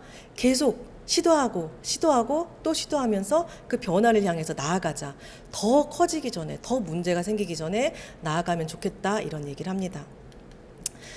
그래서 이런 이야기를 하면서 제가 연극 교육을 하는 이유를 말씀을 드립니다. 그래서 이렇게 예술 교육이 정말로 더 문제가 더 많이 커지고 그 억압이 더 커지기 전에 우리가 무언가를 할 수 있지 않을까? 예술 교육이 무언가를 할 수 있지 않을까? 그런 마음들을 같이 전하고, 학생들에게도 여러분들의 교육 철학은 무엇일까요? 그동안 쭉 저희와 함께 했던 그 시간을 통해서 어떤 마음이 드시는지, 또 어떤 나의 교육 철학이 있는지, 연극 교육의 의의가 무엇인지 그동안 했던 이야기를 담으며 수업을 마무리를 합니다. 그래서 이 결론을 말씀드리면, 결국에는 이 연극 교육의 특히 과정 드라마와 토론 연극 부분에서는 자기 관객, 나를 인식하는 부분이라고 볼 수가 있고요. 이 연극 교육론 시간은 의미 탐구와 실행의 시간이라고 볼 수가 있습니다. 제가 바로 전에 또 수업 끝났을 때 학생들에게 물어봤습니다. 제가 이제 문예사 발표를 하는데 무슨 얘기를 하면 좋을까요? 무엇을 나누면 좋을까요? 했을 때 많이들 얘기해 줬던 게 이론과 실습이 병행돼서 좋았던 부분을 나눠주세요, 이렇게 얘기했습니다. 그리고 또 하나는 학습자 중심 교육이었습니다. 저는 질문을 많이 하고 또 소통하고 모둠 활동을 많이 했었습니다. 그리고 학습자의 심리에 대한 얘기, 또 방향성과 철학에 대한 나눔을 많이 했습니다. 또 일지에 대한 이야기도 많이 하고요. 그래서 이런 이야기들을 많이 했던 게 학생들이 또 긍정적으로 평가를 해주었고요. 그래서 또 새롭게 수업을 시작하는 분들에게 또 하나의 또 방향을 또 제시할 수 있지 않을까 생각을 합니다. 저는 그래서 여기까지 마무리를 하겠습니다. 지금까지 김나리였습니다. 감사합니다.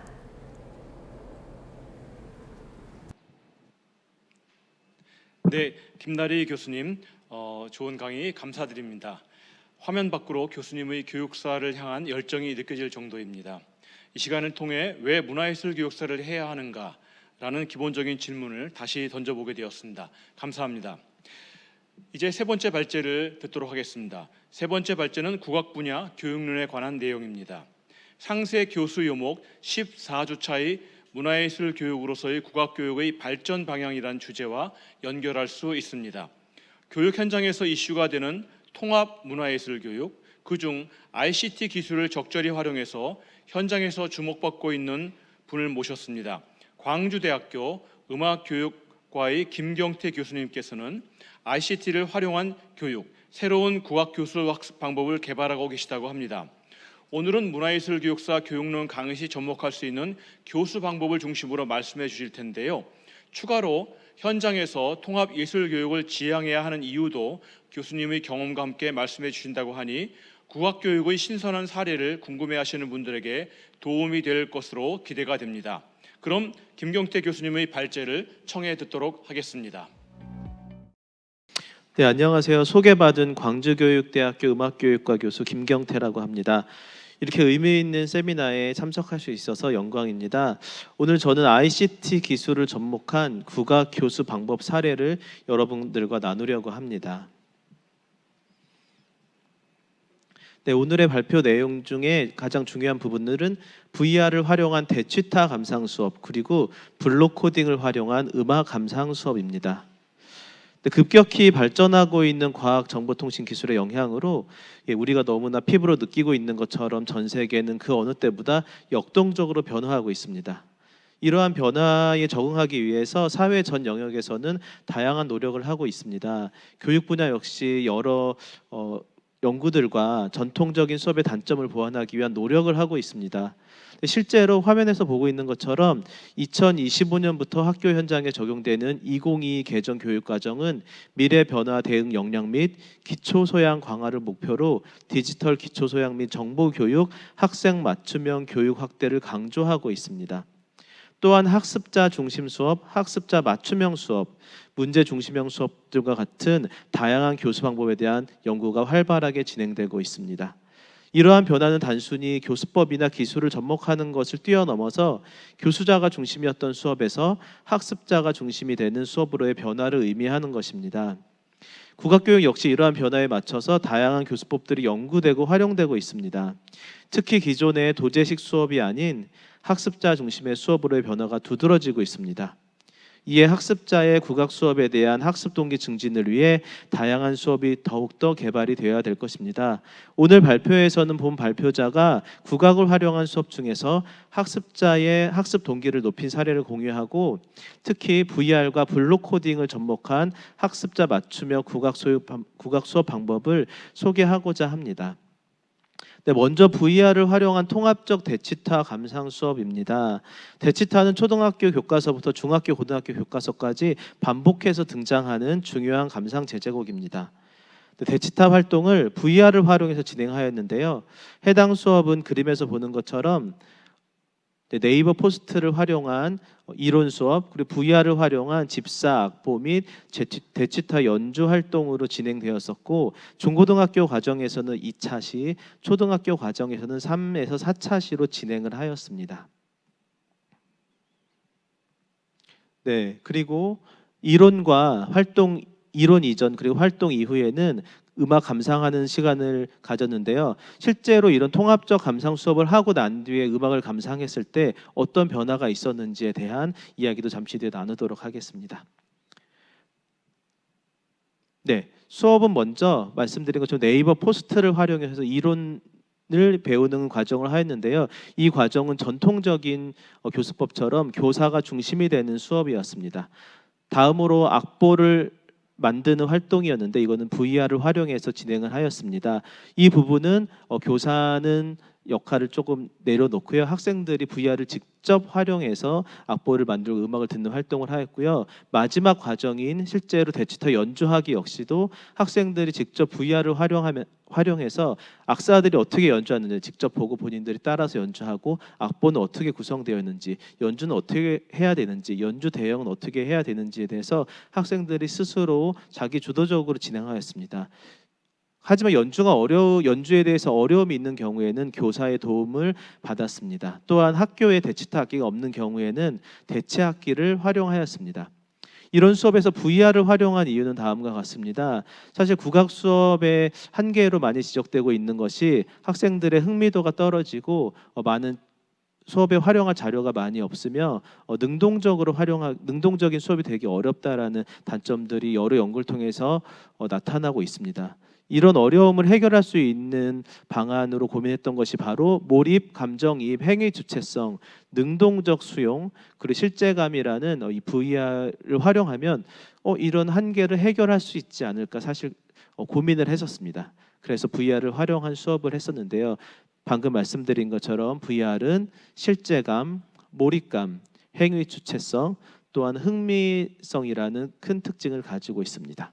그렇다면 실제로 수업에서 활용한 VR은 어떤 것이었는지 잠시 영상을 감상하도록 하겠습니다.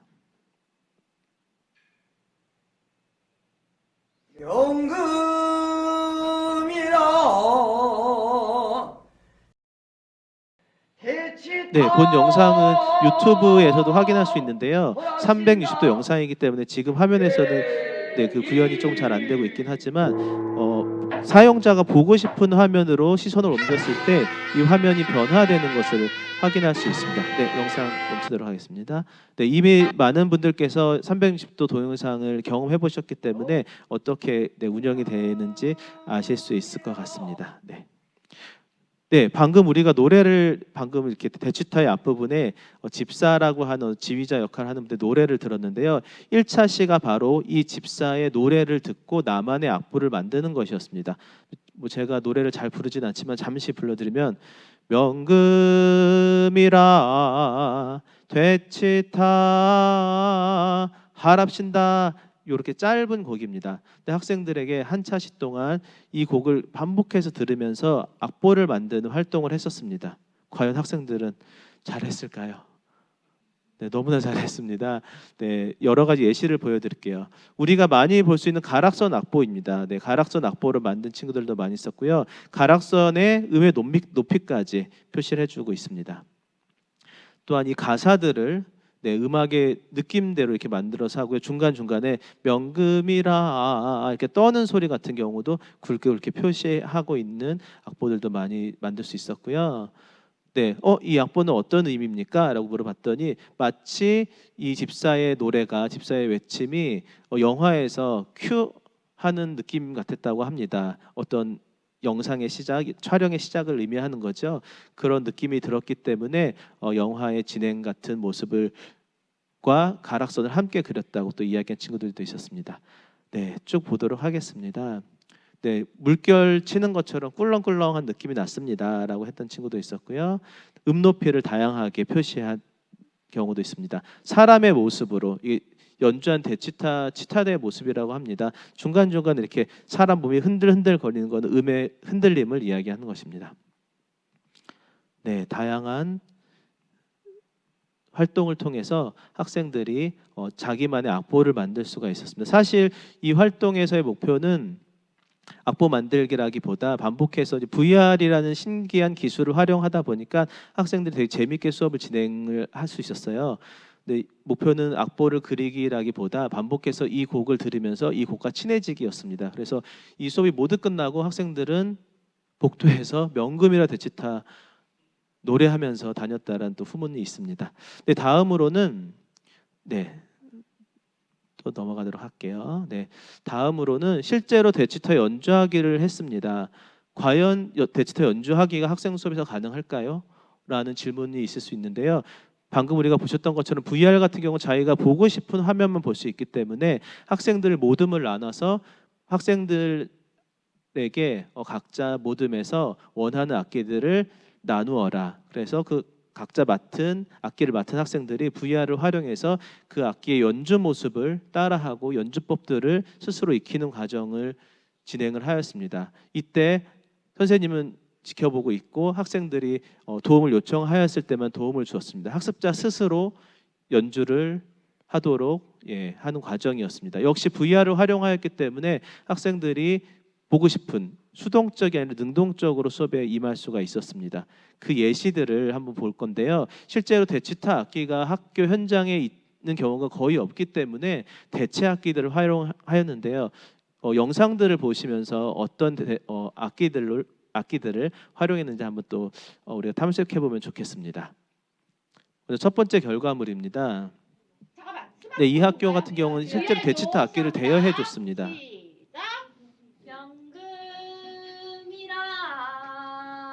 앞서 한 집사의 외침입니다.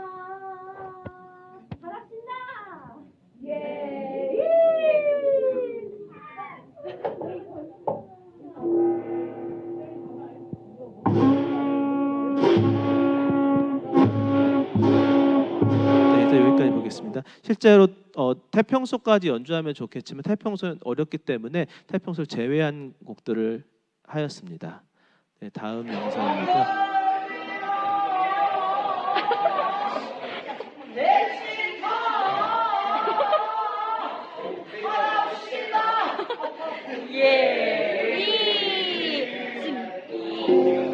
네, 이 영상은 여기까지입니다. 이 영상을 선생님들과 나눈 이유는 대체 악기들을 활용하고 있습니다. 대치타 악기가 없는 경우에 여기 보시면은 사물북, 드럼, 그리고 부부젤라, 징과 같이 학교에 이미 있는 악기들을 활용하여 네, 수업을 진행을 하신 또 예입니다. 네, 마지막으로 초등학교 사례입니다. 초등학교 영상 한번 보겠습니다.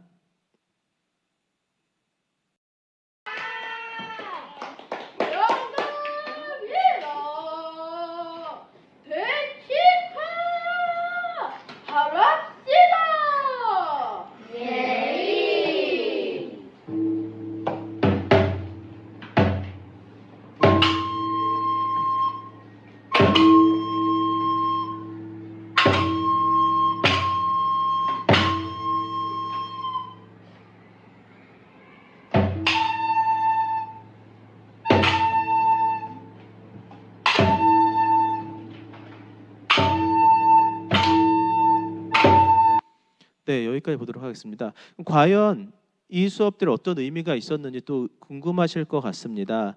네, 사실 이 수업은 앞서 말씀드린 것처럼 통합적 감상 수업이었습니다. 네, 하지만 대치타라고 했을 때 여러분들 어떤 느낌이 드시나요?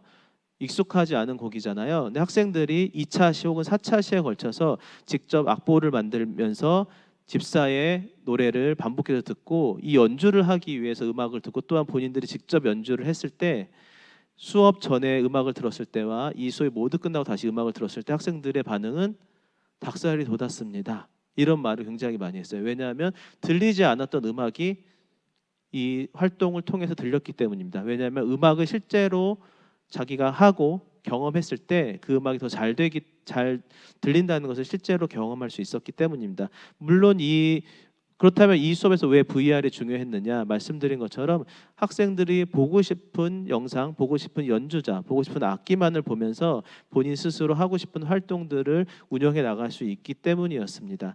그런 의미에서 VR을 활용했을 때 학생들이 조금 국악 활동이 여전히 조금 다른 장르에 비해서 흥미도가 떨어지는 게 사실인데 VR이라는 새로운 도구를 통해서 그 어려움들을 친근하지 않은 것들을 보다 친근하게 만들었다는 또 결과들을 볼 수가 있었습니다. 또한 다른 2D 영상 같은 경우에는 편집되어서 화면이 계속 바뀌는 것과 다르게 VR은 학습자가 보고 싶은 장면을 스스로 결정해서 볼 수 있었기 때문에 학습자들이 스스로 이 수업의 주체자가 될 수가 있었습니다. 이런 결과 학습자들의 국악 활동에 대한 학습 동기가 높아지는 결과들이 있었다고 보고가 되고 있습니다. 다음으로는 블록 코딩을 활용한 국악 육자배기토리 창작 수업에 대해서 이야기하도록 하겠습니다.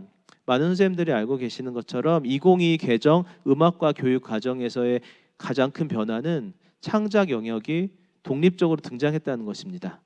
그래서 이미 현장에서 창작 수업 어떻게 해야 되는지에 대한 호소가 일고 있고요. 특히 국악 창작 같은 경우에는 현재 교과서에 제시된 내용도 거의 없고 현장 적용 사례도 찾기 어려운 상황입니다. 이러는 가운데 블록 코딩을 활용해서 국악 창작 수업의 사례를 선생님들과 공유하면서 그 고민을 함께 나누려고 합니다. 본 사례는 육자배기토리를 활용한 작곡 원리를 이용한 창작 수업입니다. 작곡의 원리에 대해서 먼저 우리가 분석을 하고 정간보에다 창작을 한 뒤 스크래치에 그것을 옮겨서 실제 음악을 듣는 수업으로 진행하였습니다. 네, 수업은 먼저 육자배기토리를 이해하는 과정을 거쳤습니다. 여기 국악을 전공하신 선생님들께서는 다 아시겠지만 다양한 전공의 다양한 곳에 활동하시는 선생님들이 이 영상을 보고 있는 것을 알기 때문에 잠깐 제가 말씀드리면요. 육자배기토리는 떠는 음과 평으로 꺾는 음 이렇게 세 가지의 음으로 구성된 토리입니다. 대표적으로 강강술래, 진도아리랑이 있을 수 있습니다. 학생들에게 창작 수업을 진행을 할 때 5선보를 활용하게 되면은 굉장히 어려움을 느껴서요. 우리는 이것들을 기호화해서 수업을 진행하였습니다. 기호화할 때는 학생들이 원하는 방법의 기호를 하도록 하였습니다. 또한 창작을 하기 위해서는 원리를 우리가 파악을 해야 됩니다. 사고력을 길러야 되기 때문에 학생들과 직접 육자배기 토리로 이루어진 곡들을 함께 보면서 곡의 시작음은 무엇이고 종지음이 무엇인지에 대해서 찾는 활동을 하였습니다. 네, 떠는 음으로 떠는 음으로 시작을 하고 평으로 내는 음으로 마무리가 된다는 것을 함께 찾는 활동을 하였습니다. 이 창작 방법들을 함께 공유하고 난 뒤에는 실제로 연습을 하는 과정을 하였습니다. 첫 번째 연습에서는 제가 전간보에 가사를 넣어줬었습니다. 가사는 오늘 점심 맛있는 떡볶이, 너무 맵다. 학생들이 공감할 만한 그 노랫말을 활용해서 창작 활동을 하였는데요. 이게 예시입니다. 네, 딱 이게 도대체 음악이 맞나라고 생각하실 수 있을 것 같아서 참고로 저는 성악 전공이 아니라 기악 전공인데요. 네, 여러분들을 위해서 잠시 이 곡을 소개하도록 하겠습니다. 오늘 점심 맛있는 떡볶이 너무 맵다. 학생들이 이렇게 창작을 하였습니다. 지금 우리가 앞에서 잠깐 말씀드린 것처럼 육자배기 토리 같은 경우는 음이 3개밖에 있지 않습니다. 그래서 이 3개로 창작을 하는 거기 때문에 학생들이 보다 어렵지 않게 만들 수가 있었습니다. 최종 창작 활동은 제가 가사를 주지 않고 학생들이 직접 가사를 넣어서 하는 활동을 하였습니다. 모든 학생들의 똑같은 주제를 주었고요. 시험이라는 주제였습니다. 시험 문제 무서워요. 네, 이런 느낌으로 학생들이 만들었는데요. 말씀드린 것처럼 5선보로 했을 때 왠지 어려운 느낌. 하지만 육자배기 토리 게다가 정간보 그리고 3개 음 그것도 기호화했을 때는 어떤 음이 날지 사실은 파악이 되지 않더라도 이 기호를 넣음으로써 창작하는 활동을 할 수가 있습니다. 대부분의 창작 활동이 여기서 멈추는데요. 아쉬운 점은 뭐냐면은 이들이 만든 실제 음악이 어떻게 구현되는지 서양 음악 같은 경우는 어플리케이션이 많기 때문에 확인할 수가 있지만 국악 같은 경우는 현재까지 활용할 수 있는 어플리케이션이 개발이 되지 않았습니다. 그래서 앞에서 말씀드린 것처럼 MIT 미디어 랩에서 학생들 대상으로 만든 블록 코딩, 스크래치를 활용해서 진행하였습니다. 먼저 이 수업을 위해서 가야금의 이 3가지 음, 떠는 음, 평으로 내는 꺾는 음을 미리 스크래치에 적용을 한 뒤 학생들에게 그것을 배포하였습니다. 그리고 이 블럭을 쌓는 대로 음의 소리가 나는 거잖아요. 그래서 블럭에 한 박자 음의 떠는 음, 2박자 음의 떠는 음은 3박자의 떠는 음, 평으로 내는 소리도 한 박자, 2박자, 3박자, 꺾는 소리도 한 박자, 2박자, 3박자, 총 9개의 블럭들을 제시해주고 학생들이 그것을 배열함으로써 본인이 만든 창작곡을 정간보에 만든 창작곡을 스크래치로 바꾸는 활동을 하였습니다. 과연 그러면 이 창작곡이 어떻게 들리는지 한번 같이 듣도록 하겠습니다.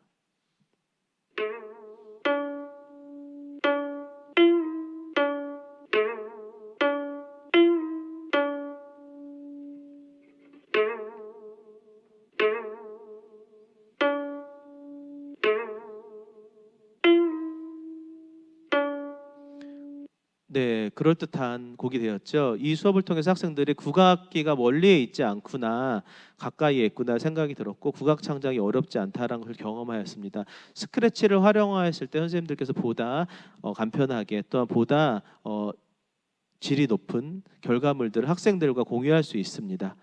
네, 선생님들과 잠시 영상을 하나 공유하도록 하겠습니다. 같이 보도록 하겠습니다. Albert Einstein once said, "Everybody's a 미국의 한 genius." 래퍼가 교육에 관해서 이야기한 영상입니다.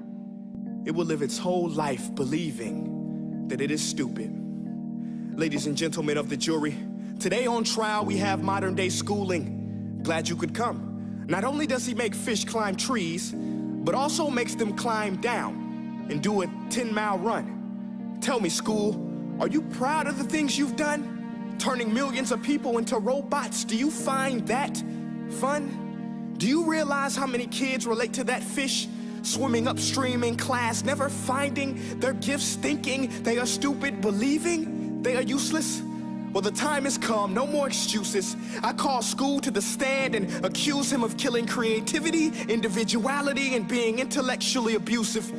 He's an ancient institution that has outlived his usage. So, Your Honor, this concludes my opening statement, and if I may present the evidence of my case, I will prove it. Proceed. Exhibit A. Here's a modern day phone. Recognize it? Here's a phone from 150 years ago. Big difference, right? Stay with me. Here's a car from today, and here's a car from 150 years ago.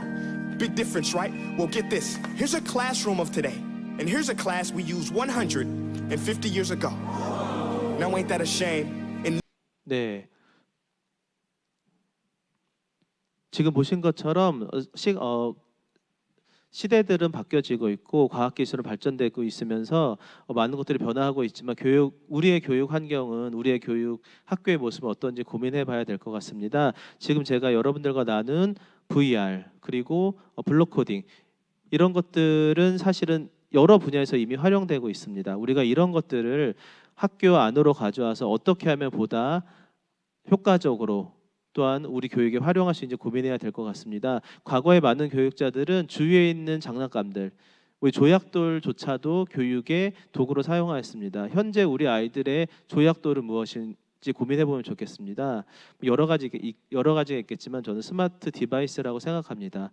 이런 것들을 활용해서 학생들이 쉽게 장난감처럼 사용하는 이 도구들을 활용해서 음악 수업을 단순한 지식을 넘어서 음악을 직접 하고 실제로 음악을 경험하는 과정까지 진행되는 수업들이 많이 개발되고 활용되었으면 좋겠습니다. 네, 이것으로 발표 마치도록 하겠습니다. 감사합니다. 네, 김경태 교수님 감사드립니다. 국악교육 사례 소개와 강의에 접목할 수 있는 교수 방법 발제를 해주셨는데요. 특히 VR을 활용하여 낯설 수도 있는 대치타에 흥미를 느끼게 하고 학생의 학습 동기를 유발한다는 점에서 국악교육에서의 기술 접목의 필요성을 확인할 수 있었습니다. 또한 블록 코딩 스크래치를 활용한다는 점도 매우 흥미로웠습니다. 전반적으로 교육론에서의 철학이 변하고 있고 변화 속에서 적응하고 새로운 교수 방법을 배워나가야 한다는 뜻이 전해졌을 것이라고 생각합니다. 또한 많은 분들께서 공감해 주셨으리라고 생각합니다. 이제 네 번째 발표가 있습니다. 마지막 발표는 부평구 문화재단의 우사라 예술교육팀장님을 모시고 문화예술교육사가 현장에 진출했을 때 갖추어야 될 역량을 들어보도록 하겠습니다. 우사라 팀장님께서는 부평구 문화재단 예술교육팀장으로 예술교육팀의 사업을 총괄하며 부평구의 예술교육 발전에 힘쓰고 계시는 분이십니다.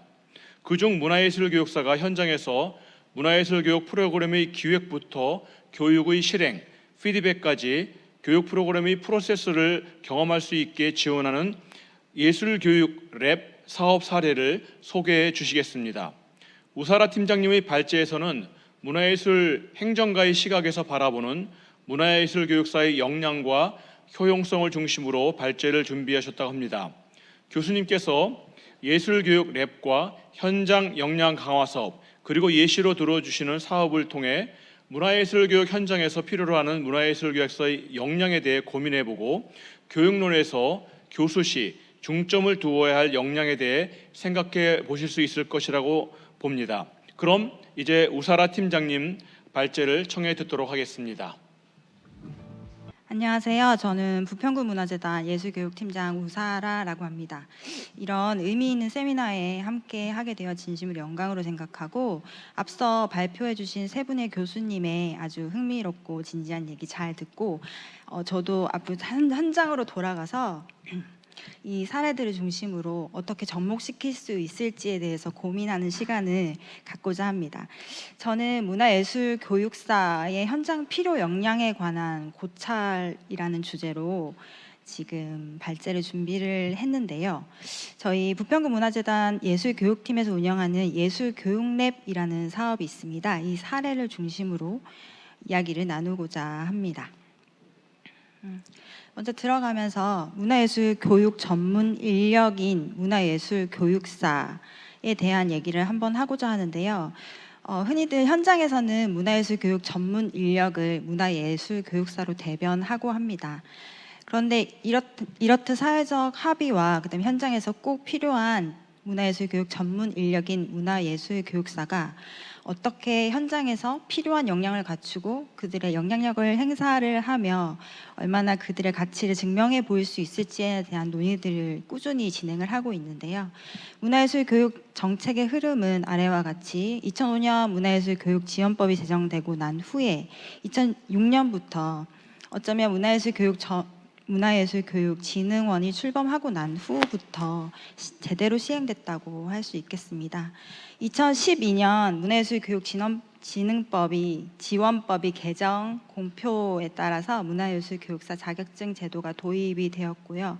이 문화예술교육사에 관련된 사회적 신뢰와 합의를 이끌어내기 위한 여러 가지 정책적인 논의들이 시작되었다고 볼 수 있겠습니다. 문화예술 교육의 패러다임의 변화는 아래와 같이 4가지로 정의해 놓았습니다.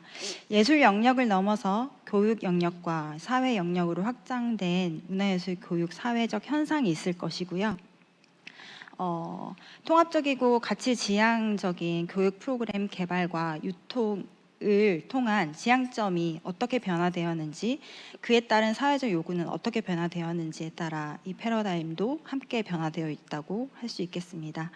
문화예술 교육 전문 인력의 체계적 양성을 통한 사회적 논의와 합의를 이끌어내고 그 합의를 통해서 우리 문화예술 교육사 분들께서 문화예술 교육 전문 인력으로서 어떻게 가치를 형성할 수 있는지에 대한 논의들과 함께 그 필요성이 대두가 되었고요. 그러므로 인해서 문화예술 교육 전문 인력은 문화예술 교육사로 대변될 수 있는 그런 정책적인 패러다임 안에서 우리가 이 세미나를 통해서 말씀 나누고자 합니다.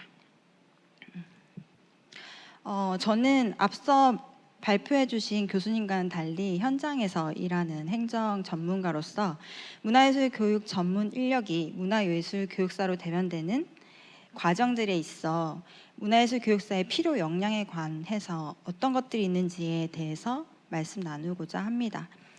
전문 역량과 직무 역량, 현장 역량 이 3가지로 나눌 수 있겠는데요. 앞서 교수님들께서 발표해 주신 대로 전문 역량과 직무 역량은 지금 파스해도 될 것 같고, 제가 중점적으로 말씀드리고자 하는 현장 역량에 관해서 말씀드리고자 합니다. 제가 생각하는 현장에서 가장 필요한 문화예술 교육사의 역할들과 그 역량에 관해서 말씀을 나누고자 할 때 이 7가지로 나눠 볼 수 있겠습니다. 현장 역량에서 필요한 필수 역량은 어떤 것들일까? 첫 번째, 급변하는 사회 변화 양상 속에서 다양한 문화예술 교육의 현장을 이해할 수 있어야 할 것 같습니다. 1인 가구들이 증가하고 노년 인구들이 증가하고 있습니다. 그리고 지금은 기후 위기에 대처해 있고 코로나19라는 팬데믹 이후 우울감이나 정신 건강 약화로 인한 삶의 만족도들이 하락되어 가는 상황과 지역 경제 침체로 인한 지방 도시 소멸 우려 등 다양한 변화들이 이루어지고 있습니다. 그렇다면 우리 문화예술 교육사들은 이러한 현장을 이해해야 할 것이고요. 두 번째, 변화하는 예술 세계 안에서 예술가의 사회적 참여와 실천력이 증가하고 있다는 것입니다. 세 번째로는 사회문화예술교육 범주 안에서 지역 중심의 문화예술 교육의 기획과 운영의 중요성이 대두되고 있다는 것이고요. 네 번째는 지역 문화 공동체 형성을 위한 문화예술 교육의 역할의 가치가 확립되어져야 된다는 다양한 목소리들이 나오고 있다는 점입니다. 다섯 번째는 문화예술 교육사로서 정체성을 확립하고 철학을 정립하고 다양한 문화예술 교육의 이론과 사례를 현장에 활용할 수 있어야 한다는 점입니다. 여섯 번째, 일곱 번째 맨 앞에 등장하는 단어가 이 현장인데요. 이 현장을 지역으로 명명할 수도 있을 것 같습니다. 현장에 속한 지역의 리서치를 기반으로 한 맞춤형 프로그램 개발이 필요하고 그것들을 어떻게 효율적으로 운영하느냐에 따라서 이 문화예술교육사의 현장 역량은 증가할 수 있을 거라고 봅니다. 마지막으로 현장에 속한 기관에 대한 이해도 필요하겠죠. 문화예술교육사들은 현장에서 전문 인력으로서 활동을 해야 하니까요. 그리고 그에 따라서 역할과 직무에 대한 분석, 그다음에 행정 능력들이 강화가 되어야 할 것 같습니다. 저희 부평구 문화재단은 기초 자체 단체고 출자 출연 기관입니다. 인천에서 처음으로 생긴 기초 지자체 문화재단이고요. 좀 흥미롭게도 아니면 고무적이게도 예술교육팀이라는 예술교육 사업이 전담이 되어져 있는 팀을 운영을 하고 있습니다. 거기서 수많은 사업들을 다양하게 운영을 하고 있고 여러분들과 같은 문화예술교육사도 저희 현장에 파견되어져서 같이 사업을 진행을 하고 있는데요. 그 수많은 사업들 중에서 특히 지역 특성화 문화예술교육이라는 큰 카테고리 안에 사업이 운영되고 있는데 그 사업 중 부평 특성화 문화예술 교육인 예술교육랩을 소개하고자 합니다. 이 사업은 지역에서 지역 리서치를 기반으로 하고 그 리서치를 토대로 한 사업을 개발하고 지원하고 운영하는 것이 얼마나 필요한 것인가에 대한 성토를 통해서 재단 내부, 그다음에 지역 관계자, 그다음에 예술가, 단체들이 치열한 논의 끝에 고심 끝에 탄생한 사업입니다. 2022년도에 처음 사업을 시행을 했고요. 전체적인 사업의 형태는 공모 사업 형태입니다. 일단 작년에 시작한 부평 예술교육랩 사업을 올해도 진행을 하고 있는데요. 이 사업의 추진 배경부터 먼저 말씀드리고자 합니다. 사업을 운영하고 개발하고 현장에 녹아내기 위해서는 이 사업에 대한 추진 배경, 그다음에 이거 사업을 통해서 결국은 무엇을 목적을 이룰 것인가에 대한 고민들과 그 시발점이 굉장히 중요한데요. 추진 배경, 예술교육랩의 추진 배경은 저희는 부평에 속한 지역에 위치한 기초지자체 재단이기 때문에 아무래도 지역 주민에게 항상 포커싱을 많이 맞춥니다. 부평 구민이 누구나 문화적 삶을 누릴 수 있는 풍부한 예술교육 환경 마련을 위해서 지역 특성화된 문화예술 교육을 개발하고 지원하고 현장에 실질적으로 이것들이 어떠한 가치를 이끌어낼 수 있는지에 대해서 노력해보자 하는 지역의 수많은 요구와 재단 내부에서의 논의들을 통해서 이 예술교육랩이라는 사업이 탄생하게 됩니다. 또한 올해부터 시행되는 제2차 문화예술교육 종합계획과 인천 문화예술교육계획에 따라서 지역적 특성을 반영한 문화예술교육 프로그램의 개발, 지원을 통해서 지역 문화예술교육의 자율성을 강화하고자 하였습니다. 지역 특성화 문화예술교육 콘텐츠를 개발하고 지원하기 위해서 이 지역 내 지속 가능한 문화예술 교육의 운영 기반을 마련하고자 했습니다. 또한 지역 문화예술 단체와 예술인 등이 스스로 연구하고 양질의 프로그램을 개발하는 지원 사업을 통해서 문화예술 역량 강화와 협업 네트워크를 활성화할 수 있게끔 지원하고자 하였습니다. 이 사업이 단발성으로 끝나는 게 아니라 단연 지원 체계를 구축해서 지역 문화예술 교육 프로그램 개발의 질적인 성장의 계기를 마련하고자 하였습니다. 자, 지금 오른쪽에 보이는 이 예술교육랩이라는 공모 포스터입니다. 사업명은 2023 부평 특성화 문화예술 교육 지원 사업 예술교육랩이라는 사업명을 가지고 있고요. 기간은 2월부터 12월까지 총 한 11개월 정도의 사업 기간으로 구성되어 있습니다. 이 공모 사업이라고 말씀드렸듯이 사업 대상은 지역 문화예술단체 또는 개인으로 구성된 2인 이상의 그룹으로 지금 대상을 구체화하였고요. 거기엔 지역 문화예술인, 문화기획자, 예술교육과, 문화예술교육사 등 문화예술 교육에 관심 있는 자라고 좀 러프하게 만들어놨는데 보통 공모에 응해주신 분들은 문화예술교육사 분들이나 지역에서 왕성하게 활동하고 있는 예술단체 분들이십니다. 지원 규모는 사실 그렇게 크진 않습니다. 다만 총 지원금 2천만 원 내에서 올해는 5개의 팀을 선정을 하였고요. 그 400만 원, 500만 원 좀 차등을 둔 사업비를 통해서 이 단체들이 얼마나 역량을 강화를 할 수 있는지에 대해서 구체적으로 서포트하고자 합니다. 사업 개요는 보시면 부평의 지역적 특성인 문화, 환경, 공간, 삶 등을 반영한 창의 문화예술 교육 기획을 기획하고 연구 개발하고 지원하는 데에 추진 방향을 목표에 두고 있습니다. 또한 이 사업을 통해서 지역 문화예술 교육 활성화를 위한 지역 문화예술 단체를 발굴하고 지원하는 역할을 하고자 합니다. 하단에 보이시는 이 추진 체계를 보시면 총 10가지로 되어 있는데 앞서 말씀드린 대로 사업 기간이 2월부터 시작이 됐고 끝 마무리 정상까지 12월 달까지 진행을 하고 있습니다. 2월에 올해 사업을 말씀을 드리면 2월에 이제 공모를 접수를 했고요. 3월에 이제 1차, 2차 심사를 통해서 총 5개의 단체를 선정했습니다. 3월에 그 5개의 단체들을 모아 워크숍을 운영을 했고요. 그 후에 실질적으로 이 사업에 투입될 수 있는 사업 계획서와 그다음에 예산 지원 사업 교부 신청서를 접수를 했습니다. 여기서 한 가지 또 재미있는 사실은 그분들이 원한 대로 계획서대로 예산한 대로 저희한테 지원 신청을 했을 때 그것들이 그대로 파스되지 않는다는 점입니다. 저희 담당자들과 지역의 수많은 논의를 거쳐서 그것들이 실질적으로 현장에서 어떻게 파생되어 될 수 있을지, 그다음에 이게 효율적으로 운영될 수 있는지에 대해서 같이 논의를 하고 수정하는, 보완하는 단계를 거칩니다.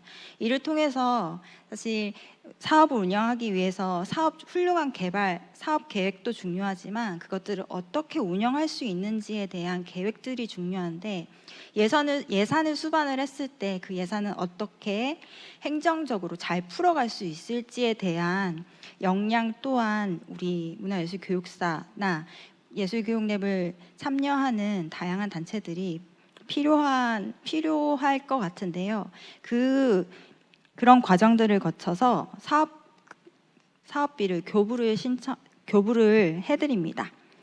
그리고 그 교부된 사업비를 토대로 프로그램을 개발하고 연구를 시작합니다. 지금 9월이죠. 네, 8월부터 저희는 이제 시범 프로그램 운영을 했습니다. 각 단체마다 뭐 4주차, 8주차 이런 식으로 기간들을 정해서 대상들을 정하고 기간들을 정해서 지금 시범 프로그램 운영을 하고 있는데요. 그 시범 프로그램을 통해서 하나의 단체를 선정해 내년에 또 정규 프로그램으로 편성하고자 합니다. 이것이 2023년 예술교육랩의 프로그램 포스터입니다.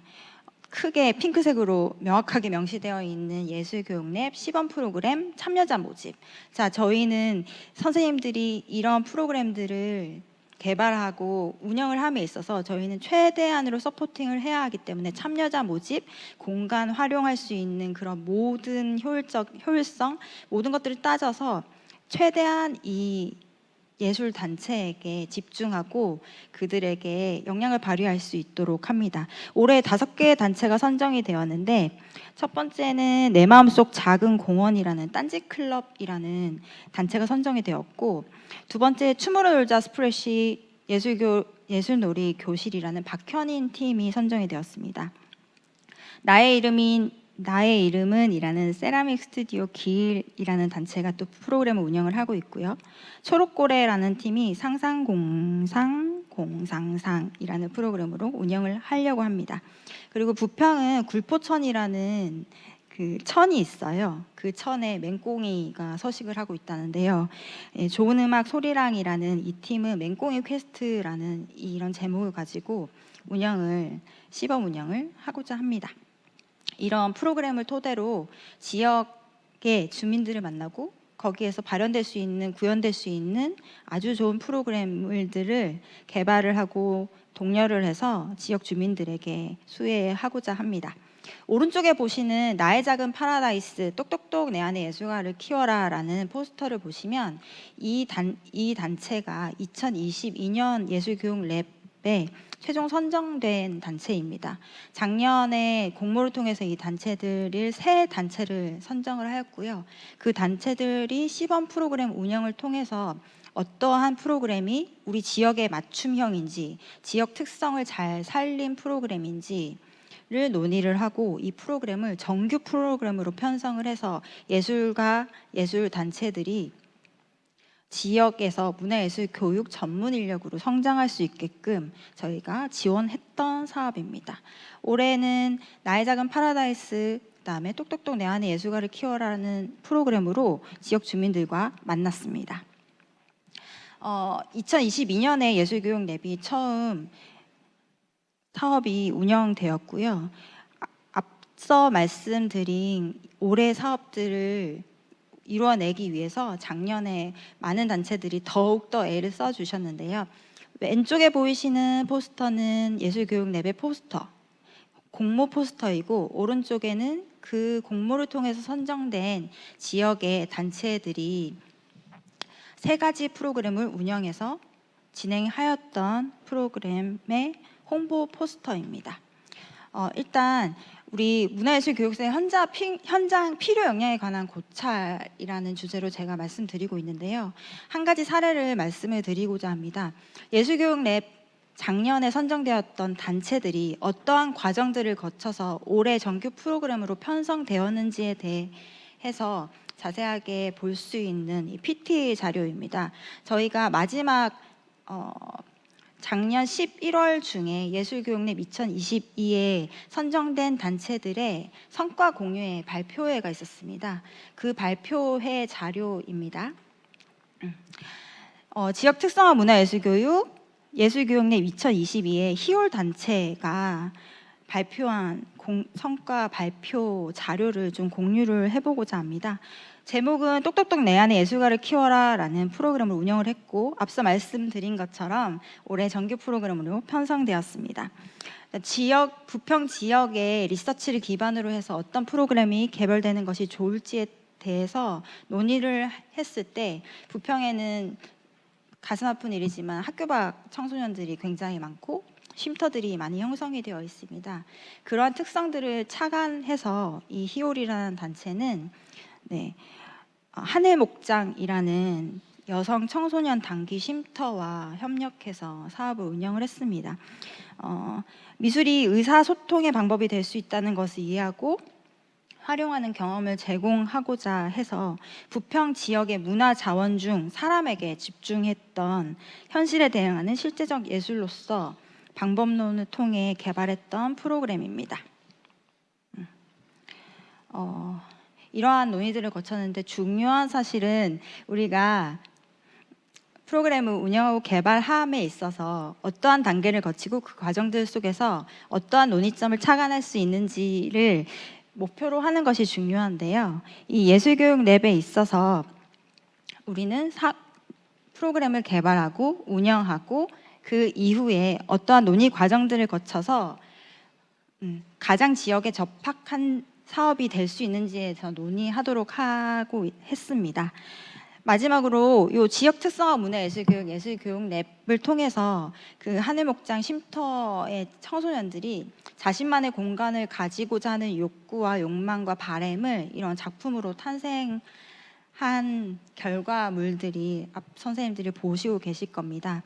일단 예술교육랩이라는 사업을 중심으로 우리 문화예술교육사들이 현장에서 필요한 역량이 어떤 것이 주요한 역할을 하는 것인지에 대해서 논의를 하고자 했고 제가 말씀드린 사업들을 통해서 지역 리서치를 기반으로 해서 그 지역에 가장 특성화되어 있는 맞춤형 프로그램들이 어떤 것인지를 논의를 하고 그 논의를 통해서 마지막에 도출할 수 있는 결과들까지의 모든 필요 역량들이 현장에서 선생님들께서 구현해내야 되는 역량이라고 생각합니다.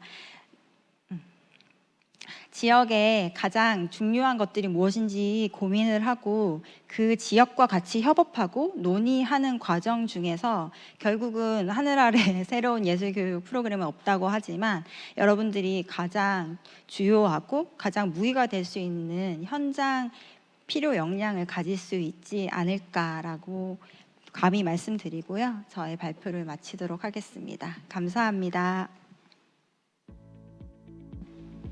자, 이제 네 분의 발제를 모두 들어봤습니다. 오늘 나눈 이야기들이 교육 현장에서 교육론을 강의하고 계시는 교수님들과 그 밖에 문화예술교육사 교육과정에 관심 있는 분들에게 조금이나마 도움이 되었기를 바랍니다. 서두에 안내해 드린 것처럼 유튜브 채팅창에 남겨주신 질문 혹은 의견 등을 추려 발제자분들과 함께 이야기 나눠보는 시간을 갖고자 합니다. 잠시 세팅 후에 곧바로 질의응답이 진행될 예정이오니 계속 시청하여 주시길 부탁드립니다. 네, 그럼 지금부터 질의응답을 진행하도록 하겠습니다. 모두 5분께서 질문을 해주셨는데요. 현혜연 교수님께 2가지 질문, 그리고 김경태 교수님께 2가지 질문, 그리고 우사라 팀장님께 1가지 질문이 있습니다. 먼저 첫 번째 질문은 문화예술 교육 교수자로서 변화한 시대에 유연한 문화예술 교육론을 진행해야 되는 것에서 알게 되었는데, 그렇다면 수강생과 꼭 나누어야 하는 가장 핵심 요소는 무엇일지에 대한 질문이 있으셨습니다. 그리고 이어서 현혜연 교수님께 1가지 더 질문이 있었는데요. 인공지능 시대에서 교수자가 주의해야 할 점이 어떤 것이 있는지 먼저 이 2가지 질문에 대해서 현혜연 교수님의 답변을 들어보도록 하겠습니다. 네, 2분께서 질문 주셔서 감사합니다. 그 2분 질문이 아마 좀 맞닿아 있다고 저는 생각을 하는데요. 우선 조금 어렵지만 어려운 질문을 해주셨어요. 우선 수강생들과 그 문화예술교육사 교수자로서 수강생들과 함께 나눈다는 것은 결국은 예비 문화예술교육사들과 무엇을 나눌 것인가에 대한 문제인데요. 제가 아까 그 발표에서 뒷부분에 짧게 말씀드렸습니다만, 사실 문화예술교육사 교육과정이 가장 주목해야 할 것은 어떤 우리가 다루는 것이 문화예술 교육이 문화라는 점에서 문화적 이해라든가 문화적 인식에 대한 부분이 굉장히 강조돼야 된다고 생각을 합니다. 그래서 아까 말씀드린 것처럼 굉장히 새로운 변화와 시각 환경들이 도래했을 때 그거에 대한 유연성을 갖는 것 되게 중요할 것 같고요.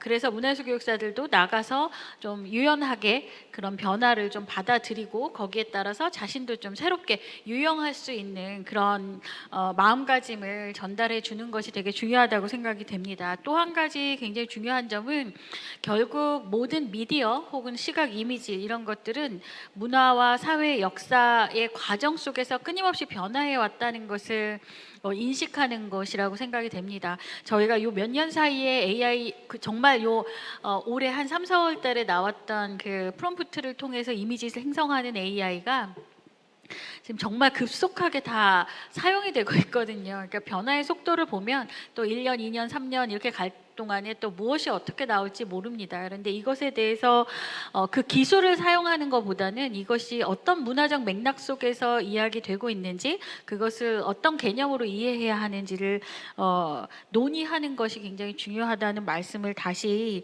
강조드리고 싶고요. 인공지능 시대의 어떤 교수자의 주의점을 질문하셨는데, 현재 인공지능과 관련해서는 굉장히 많은 논쟁이 벌어지고 있습니다. 우리나라에서 한쪽에서는 인공지능이 만들어낸 그 이미지에 대해서는 제가 만들었다 하더라도 저에게 저작권이 있지 않고 인공지능의 저작권이 있다던가, 또 제가 만든 것을 인공지능은 마음껏 사용할 수 있다던가, 이런 수위에서 지금 사용이 되고 있습니다. 왜냐하면 저희가 만든 이미지들은 다 그 구글이나 이런 곳에 업로드돼서 데이터로 활용되기 때문이죠. 이것에 대해서 최근에는 또 포털, 그 미국에 있는 포털들이 우리가 가지고 있는 이미지 데이터를 너희가 활용해서 이렇게 사용하고 있으니 이거에 대한 저작권료를 내라라고 요구를 하고 있습니다. 지금 소송 중인데 이 소송의 결과가 어떻게 나올지 궁금합니다. 저는 소송에서 만약에 이 포털이 이긴다면 그 포털 사용자에게 이 저작권료가 와야 정당한 게 아닌가? 이렇게 생각을 하고 있습니다. 그래서 저는 우리가 나 잘 모르겠는데 하기보다는 사실 들여다보면 스마트폰만큼 쉬운 거거든요. 그래서 깨어있는 의식을 가지고 조금 잘 들여다보고 좀 의식할 필요가 있지 않을까. 그래야 우리가 우리의 권리와 그리고 올바른 사용 이런 것이 가능할 거란 생각이 듭니다. 정말 해보지 않고는 알 수 없는 영역인데요. 함께 즐겁게 좀 유용할 수 있기를 기대합니다. 네, 감사합니다. 네, 이어서 두 번째로 김경태 교수님께 질문은 주로 스크래치와 관련된 부분인 것 같습니다. 스크래치를 활용해서 구체적으로 어떻게 좀 더 자세하게 구체적인 방법까지 이제 질문을 첫 번째 해주신 것 같고요. 두 번째로는 스크래치를 활용하는 것이 이제 우리 주로 아동 청소년 학생들을 대상으로 하는 것을 말씀해 주셨는데 성인 대상도 가능한지, 그럼 어떤 변형과 어떤 교수 방법이 필요한지 그 질문 두 가지가 될 것 같습니다. 예, 김경태 교수님께 부탁드리겠습니다. 네, 관심 가져주시고 질문해 주셔서 감사드립니다. 네, 먼저 첫 번째 질문에 대해서 먼저 답변 드리도록 하겠습니다.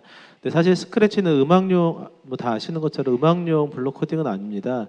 하지만 그 추가적으로 어떤 기능들을 지금 확장할 수 있는 기능들이 나오고 있는데요. 그래서 스크래치 화면의 왼쪽 편에 제일 아래에 보면 추가 기능이라는 것이 있습니다. 근데 그쪽에 들어가시면은 음악이라는 추가 기능이 있습니다. 그 추가 기능을 누르시면 지금 제가 보여드린 거는 직접 가야금 녹음해서 사용한 거지만 추가 기능에 음악으로 들어가면 이미 많은 악기들이 들어 있습니다. 제가 이제 가야금을 따로 녹음한 이유는 국악기는 들어 있지 않습니다. 거기에. 그래서 국악기를 넣은 거고요. 그 말씀드린 추가 기능에 음악 기능에 들어가면 드럼, 기타, 베이스, 피아노 다양한 악기들이 이미 되어 있고요.